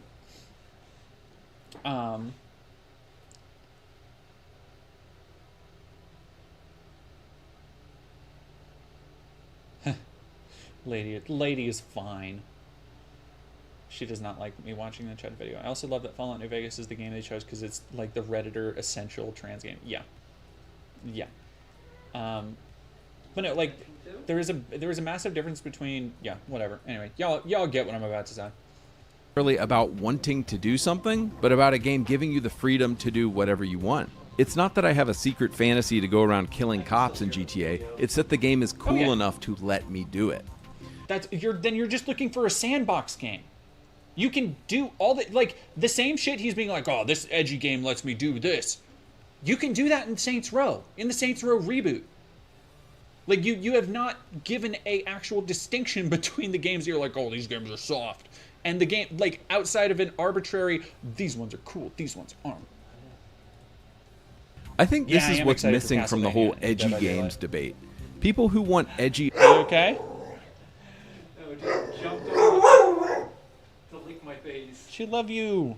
She does. Offensive games just want free speech. They want creators to be able to make whatever game they want, and they want players to be able to play the game however they want. Do I want to sell Arcade Gannon into slavery after he's been an awesome companion the entire game? No, but I have never laughed harder at a game when, after hours and hours of great, meaningful conversations with him, getting to see his reaction to me selling him into slavery. It was funny. I'm sorry. Okay, so what happened to the Fallout franchise? Well, we saw this softening take place in Fallout 4, and it finally reached its Pampers Ultra status in Fallout 76. I've played a decent amount of Fallout 76, and it has some of the blandest, least offensive, most... Dog, if that is the most bland, least offensive game you've ever played, and this shouldn't be surprising to anyone, because, like, again, he's only listing and talking about, like, the most mainstream titles possible. Like, he's scratching the surface of the game industry. Like, that is what all these fuckers do. They don't realize that there are the games they want if they just dig a little. If they had just actually, like, if they didn't just go buy fucking Reddit or 4chan boards for all their recommendations, if they had a fucking inkling of independent thought to just look at a game and be like, maybe I'll try this. Maybe I'll like it. Maybe I won't. I'll give it a fucking shot. Like, oh, this game has an interesting art style. Oh, this game looks like a cool roguelike. Oh, this game looks like a neat side-scroller. But they fucking don't. They base all of their opinions on what other people fucking tell them about games. That's true, too. Like, 76 is really different from any of the other Fallout games. Like, once you become an online game, it's not going to be the same with the NPCs. Well, and it is also, and this is something I've tried going to 76. I just don't think it's for me. I played it when it first came out. It was not very good. Boring. Yeah, it was not good when it came out, but people fucking love it now. And like, as an online game, guess what? Online games fucking change a lot. Big like Rigs, a lot. You're a winner. Big Rigs was an amazing game. You are a winner. Baldur's Gate 3 had the same level of player freedom it found more while being woke as fuck. Yeah, like it has nothing to do with like being safe. It like and there are also going to be, as an online game, as this massively like shared world or whatever the fuck. It's not like an MMO in the traditional sense, but it does have like you know quests and quest givers. It can't be like by its nature, it cannot be as open ended as a regular Fallout game. You can't just go anywhere and kill anybody because that's not the way the game works. Unfunny dialogue and situations I have ever found in a game. Take Rose, for example, a robot in the area of Fallout 76 called the Top of the World. I feel like she is one of the game's attempts at being, quote, funny. I've noticed a lot of modern games like Borderlands 3 do this. They think a character is funny by being annoying and talking in a weird voice. Well, let's just settle this once and for all. It's Dude, not. You put Borderlands 2 on your list? Any fucking game writer who thinks a character is funny by being by being annoying and talking in a weird voice, they are taking from Borderlands 2 and Tiny fucking Tina. Like, that is the... Claptrap. And Claptrap. Like, the curse of the shitty, funny, like, Joss Whedon-ish, yelling into the camera, fourth wall breaking dipshit character began with those two. You, in a game that you fucking defended as being like, this is the right way to do this. Fucking... It's not funny. It makes me want to go elsewhere and do other missions when an NPC acts like this. Do you know what is a funny situation? The Atomic Wrangler in New Vegas used to be a brothel, but they ran out of women to stock the brothel. So you go on a mission and you find a dude, a ghoul with a melted face, and a robot to stock the brothel. It is comedy gold. There's many examples of developers doing this softening and watering down of games, but it's almost always garbage Western developers doing it. For some reason, Eastern European devs and Japanese devs don't do this junk. They're making the same games that they have for the past 30 years. If you look at games like Cyberpunk, Witcher 3, Kingdom Come Deliverance, all the Kojima games, Stellar Blades, a recent game that came out, these creators are all obviously making the exact games they want without fear of being censored, and I love that. It's only Western devs that decided not hurting anybody's feelings. Again, he is not giving... He's just, like, saying shit. Like, Synth does this all the time, where he's just, like, saying shit and giving, like, half an example, but not really connecting the points he's making, so he just moves on and makes more assertions. How does this guy have so many views? Was their most important goal in life. One of the most blatant examples of a game being watered down recently is the Saints Row series. In Saints Row 2 and 3, you had a bunch of traditionally masculine guys ribbing each other constantly, making offensive jokes, and just being a general menace. Also, the women were empowered but did cool stuff, and they were really hot. These games were great. The Saints Row reboot... You could see a character's tits, so it was okay that she was a strong female character. In 2022 seems to have been made by a bunch of Gen Z college grads who... No. Again, I do not believe he played this game for a fucking second. I wonder if he's actually going to show any gameplay footage, because the game is taking the piss out of like what would be called stereotypical Gen Z, like college grad debt kids. It's not a fucking, like, the story is so, like, it's just even by the cartoonish standards of Saints Row, it's just fucking like confusing and bland and bad. And how the group actually comes to be and like called the Saints and form a crime group is just like, this doesn't seem in character for literally anybody you've established. What the fuck? The only Saints Row I played was Get Out of Hell. I thought that was fun. Yeah, Get Out of Hell was the superhero stuff in Saints Row 4 is really fun to like run around and do. My understanding is Just went to a seminar on how were supposed to be Grand Theft Auto clones, and then they wanted to branch off to be their own thing, and then it became more goofy. So the first one is like a straight up GTA rip, like 100%. And then 2 leaned in more. 2 is maybe, I would love a remake of 2. They did a really good remaster of 3, but I would a proper remake of 2, because there's stuff that's hard to, there's like difficulty spikes in 2 and stuff. But 2 is where it starts to get more involved as far as characters go. There's like really good character arcs. The villains are really fucking good. And it was a little bit more gritty and violent, but also a little bit more over the top. Like, it would just have missions where, you know, everything was fucking exploding. You got miniguns and chainsaws. So it was like trying to be a little bit more classic GTA, a little bit more goofy and satirical. Okay. And then 3, they fucking kicked it into overdrive. And 3 is such a fucking, oh god, I want to play it like right now. 3 is such a fucking good game. I've played it through at least 3 times. It's like one of the most perfect open world games. Like, it almost has no fat. Almost all the activities are fun. Mm-hmm. Almost all of the missions are solid. Like, it's good. And then 4, I think they lost it a little bit. I finally did beat 4 a couple years ago. But 4 is like, it's like, do you ever play Crackdown? No. Okay. It's kind of like Crackdown-ish, where there are orbs to collect, and it's very Crackdown-ish.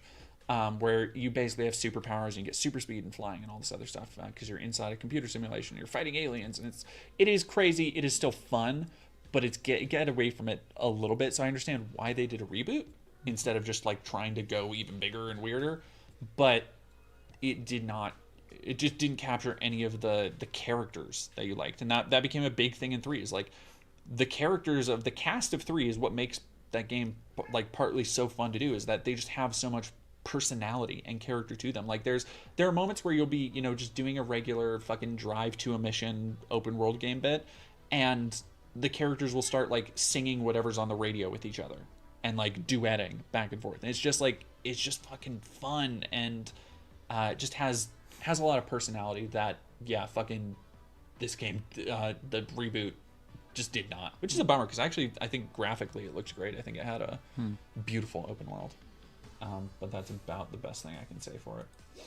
Not to offend anybody, Agents and how to of have as Mayhem, diverse fuck. a cast as possible. Also, the main characters are gay, bisexual, and lesbian, and the quote boss, your character, is of course a woman. Oh, Okay, heaven forbid. so you create your own character. So he hasn't played this.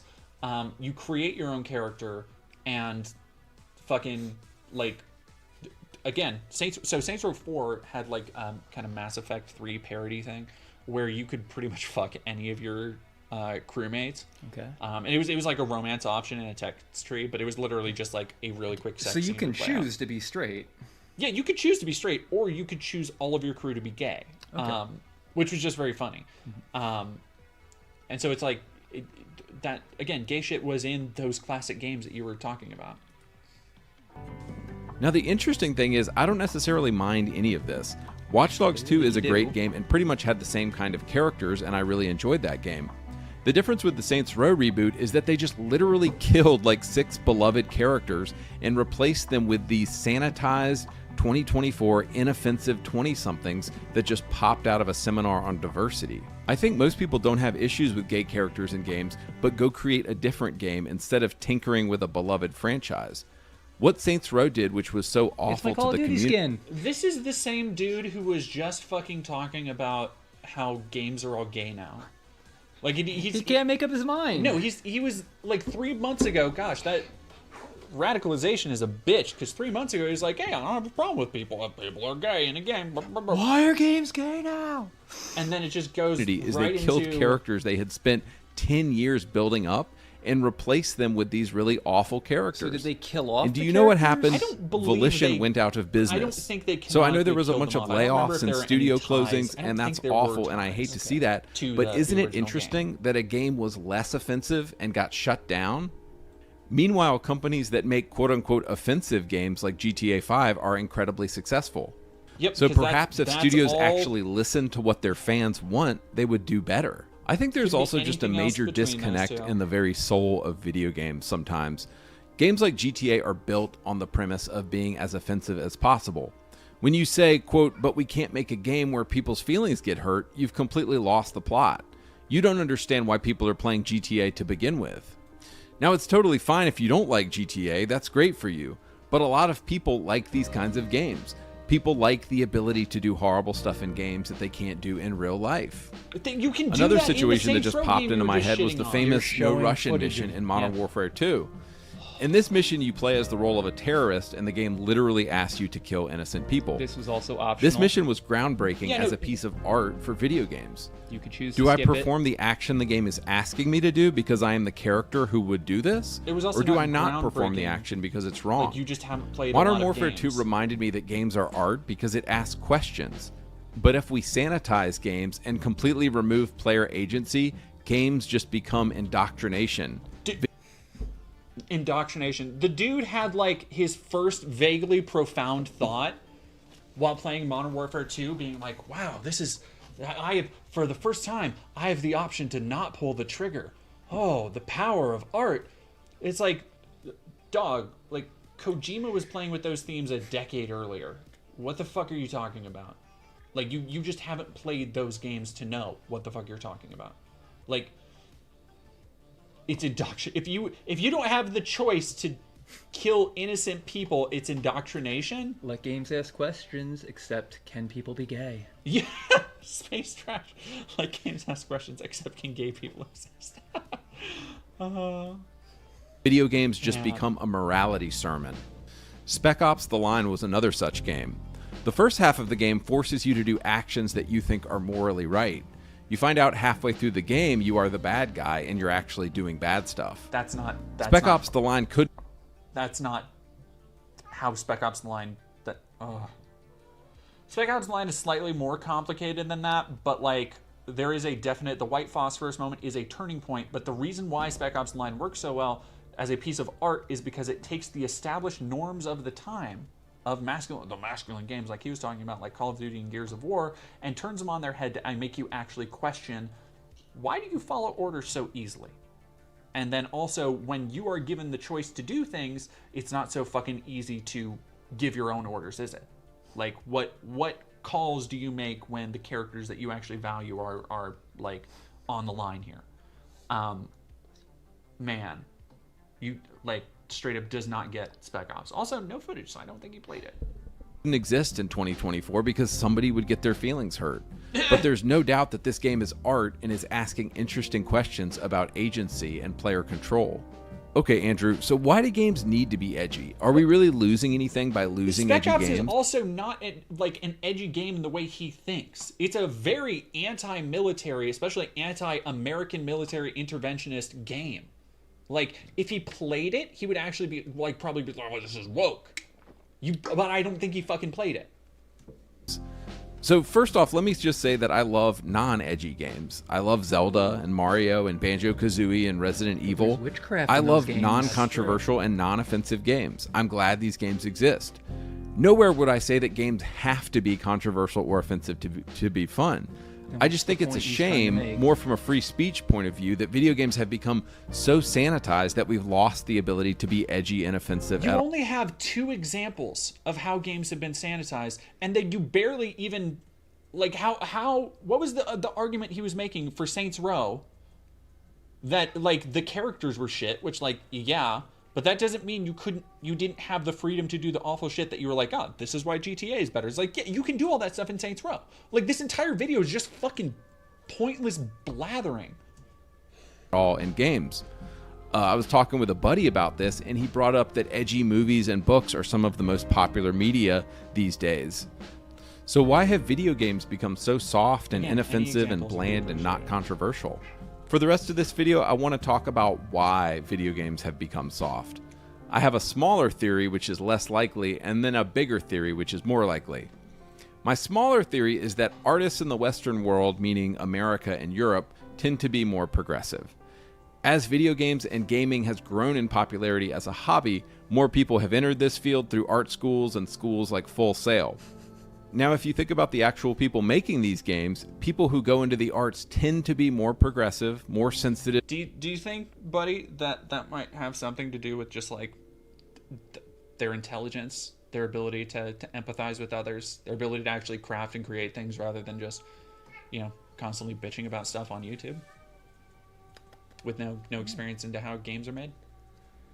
Like, do you think so? I don't know. And less tolerant of hurting people's feelings.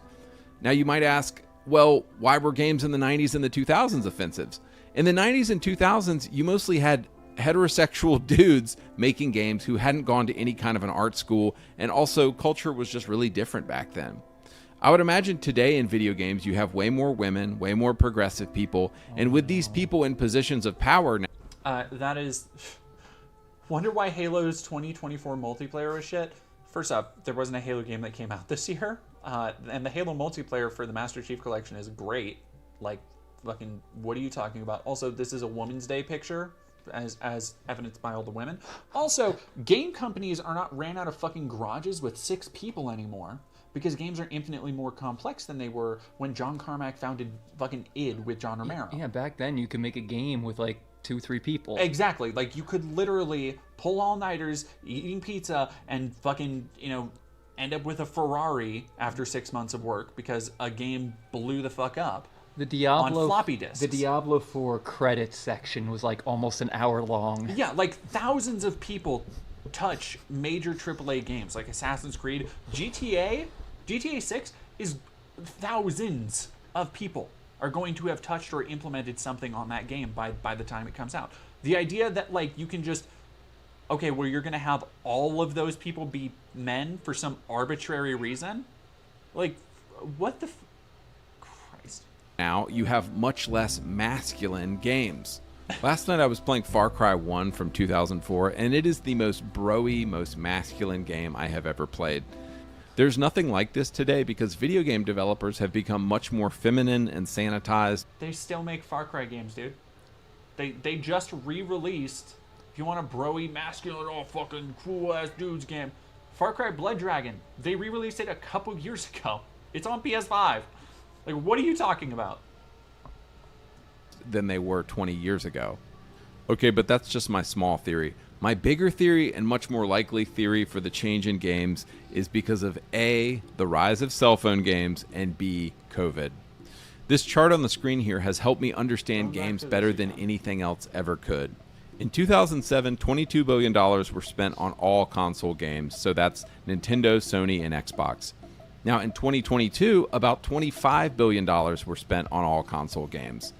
So every single dollar spent on Nintendo, Xbox, and PlayStation accounted for $22 billion in 2007 and $25 billion in 2022. In case you don't know, that's not good because the population is going up and yet console games are not growing. There's literally no growth in the console market. The number has barely even gone up for inflation. To be fair, you can play so most now of let's them look on at PC cell phone now. games. Yeah, that is also fair. In 2007, about $5 billion were spent on cell phone games. This is not, In 2022, about $100 billion in were 2007, spent. when almost nobody had a smartphone, versus 2022, when everybody knows what fucking Angry Birds and Candy Crush and Fortnite are. Not even just that, like, gaming on cell phones has come so much further. Yeah, like, you can play proper fucking video games on a cell phone. I want to see, or I want to go to one of his other more latest videos, because our gamer's homophobic 2 days ago. Is this DEI the game? Starfield? He put out 2 videos on the same day. Look at this, where it is 7.4k views 10 days ago. Only 7.4, but when he talks about the Wokepocalypse, 85k. Bro, I know how that feels. Go watch my fucking shooter video. What's so good about immersive sim? Boring. 2 months ago, it was too good. Soft. Okay. God, he has a new fucking channel too. All right, I wanna hear the Wokepocalypse, because I think this is gonna be his spicy take. I think he's getting progressively more spicy. Hey guys, this is going to be a short video. I just have to get some stuff off my chest. Oh, here we go. Here we go. BlackRock. BlackRock is a $1 trillion investment company that is invested everywhere, from media to car. So at least he knows the distinction this time that they don't own the companies outright. To oil to everything. And yet they keep saying that they're pushing for diversity. They've got these ESG scores that they're pushing. They say that they're all about diversity. They're pushing for diversity. But have you ever wondered why they keep emphasizing our differences? But to make money. We talked about this at length for like 20 minutes. It's to make more money, because they're an investment firm. Their job is to literally make their investors, their shareholders, more money by investing stocks in other things that are going to make them money, including DEI initiatives. What is his like, if they really want us to come together, wouldn't you, in order to make people come together, you downplay differences. You don't emphasize differences. But instead, what they do is they have ESG scores. They hire diversity training coaches and people to go into these companies to emphasize our differences. The way you get people to come together is by de-emphasizing our differences in order to get us to come together. So I just want to first point out that how strange it is that BlackRock keeps emphasizing our differences as a culture. Get to the fucking point, please. And so one of the things that they've done is they've taken a group like the LGBT group, which is only 3% of the American population, and they have put them to the forefront, not in order to get us to come together, not in order to minimize our differences, but they're emphasizing the things that make us different. And so, and if you don't think that there's a satanic tone here, there's all kinds of alignments between devil worship and Satanism and the LGBTQ movement. On the right here was just something, this is random, but Celine Dion, I saw recently, was pushing for her satanic clothing line for kids, which is absolutely bonkers insane. But first off, I just want to begin with that thought. If they really want us to come together, why would they emphasize our differences? And the reason why is because they make money when we're divided. Oh, they make more money when we're divided, and we can't. And the big number two reason is that if they can keep playing us off of each other, we can never come together and actually solve anything. So this is just the version of that meme where, like, what the establishment really fears, and it's like a Nazi and a black dude fist bumping, and it's like, this is just like, if you think about it, we're all fighting the real big enemy. It's like, no, you're just a fucking idiot.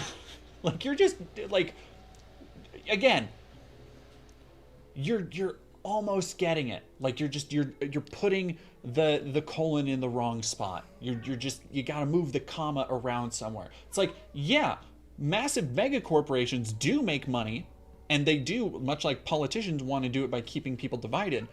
But they keep people divided by putting them into specific political ideologies and camps, like the one you're ascribing to. Like, you are buying into it while thinking, oh no, they don't got me. I'm above the left-right paradigm, while you are just completely parroting all the right-wing bullshit. Oh man, colon mention. This is why Morgan Freeman, in a random video I saw recently, he told this guy who was pushing the Black Lives Matter shit, he said, stop talking about our differences. And Morgan Freeman nailed it. And this guy had nothing to say, because the way to get people to come together is actually to not talk about our differences, but to emphasize our similarities. Yes, please look at the dog shit video I made. We're in the wokepocalypse right now. We are in the darkest wokepocalypse time. So your entire thing, your entire setup was to say, we need to talk about what we have in common more than what separates us. Why do they keep trying to separate us, and they're doing it to divide us and divide and conquer? And then you're just going into, look at all these black people. That's the angle you're taking here. You're just like, look at all these woke ass games. Look at all these black women. Okay. How are you doing, I'm Crinkly? fine. I'm fine. Crinkly over there. Timeline, and like look at the shit that is coming out in 2024. It is these woke, pagan, satanic game developers who are saying, "Oh, every character has to be a black lesbian. Let's create division. We have to create division." Guys, have you ever read the Bible? Do you know what Jesus talked about more than anything? Jesus talked about unity. He talked about coming together. Satan divides. Satan wants to keep us separated. So I think it's interesting. And look, I've never, we have tons of black characters in video games the past 20 years. Celebrated games, the Walking Dead games, the Gears games. There's tons of black characters in video games. But both of the things that he mentioned are not black women. Like you might think that, oh hey, why are there? And Lee is a great example of a like really good, strong black character. Cole is too. I like Cole quite a bit. I think Cole has like the Barrett thing going on where Barrett from Final Fantasy VII, where it's like I read the Brobel. At the first glance, you're like, oh, okay, this is another like black, muscular, angry stereotype. But like Cole is, especially over the course of the trilogy, becomes fleshed out as a really great fucking character, especially in 3. But like, not a lot of black women, just not a lot. Period. And now we do have, because of efforts towards just making good characters, like Saga Anderson from Alan Wake 2, fucking phenomenal character. Also happens to be a black woman. Like, who cares? Clementine is another woman of color. Hell yeah. Why this sudden like every character has to be gay? Obviously. Why does every character have to be black Christian now? And guys, the reason not every character is division. And it is satanic, and it's like motivated by the devil. Because they know BlackRock knows that if we come together, if we actually come together, we could begin to solve things. We could begin to work together and have a better society. But they want to keep us divided like this. They want to keep us like this. And that is why, coming full circle to video games now, that is why they're pushing this shit. Video games are what will bring us together. And like, it's almost comical, the trash that's coming out in 2020. Lesbian, awesome Kid TH. Satanic. Thank you for subscribing for 9 months. Hey, DD, just got here. What's going on today? We are looking at some certified. I have Tomboy Succubus here with me today, also known as Bratty Succuboy. And we are looking at some real fucking YouTube Christo-fascist brain rot. He's basically making the claim that all of these companies are pushing satanic lesbian propaganda on us. It's just, man, this is fucking...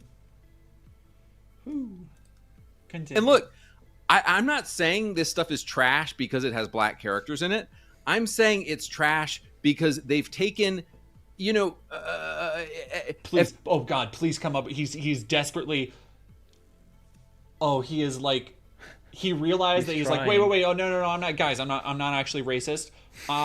Shit. I've just made an entire video and this whole image saying that all of the modern games are fucking bad, but all I've had is on the image is black people. Fuck. No, I'm not racist. Yeah. All right, come on. Video games were proportionate to the presence of these people as gamers and in society. That makes sense. If 3% of the population is LGBT, then 3% of the video games should be LGBT. If 14% of the population is black, then 14% of the video games should be black. But that is not what we're seeing. Every fucking game now is pushing lesbian shit, satanic every fucking game. Also, I love how he says every fucking game, and his only examples are the same ones. They're all indie games too. Yeah. Like he says, oh, this one's gay / indie. These are all fucking indie games. Like gay indie stuff, black lesbian stuff, black lesbian, black lesbian, black Concord lesbian. Is like, I think why? Why? Like mid tier. And guys, I'll give that double A. You have to follow the money. It all comes back to BlackRock, and like, I'm seriously going to get kicked off of YouTube if I say who it is. Like, I don't even need to say. Whoa, wait. Hold up, everybody. Hold up a minute. Follow the money. It all comes back to BlackRock. And like, I'm seriously going to get kicked off of YouTube if I say who it is. Like, I don't even need to say them. Y'all know the group that is behind this. I don't even need to say them out loud, but let's just say that they hate Jesus. I'm going to keep it at that. Oh my god, he's an actual fucking Nazi. Oh. He's an actual fucking Nazi. Games that beta men play. Say it, you fucking pussy. Oh my god. A bunch of people are pretending to be gay. Abby's coming over, so I'm gonna probably end the stream. Okay. Okay. Okay. Would you go placate her real quick? Just calm her down? Yeah. Just go say hi to her because she's gonna freak out because we got. Hello. Alright, we're just finishing up the stream real quick. No, sorry.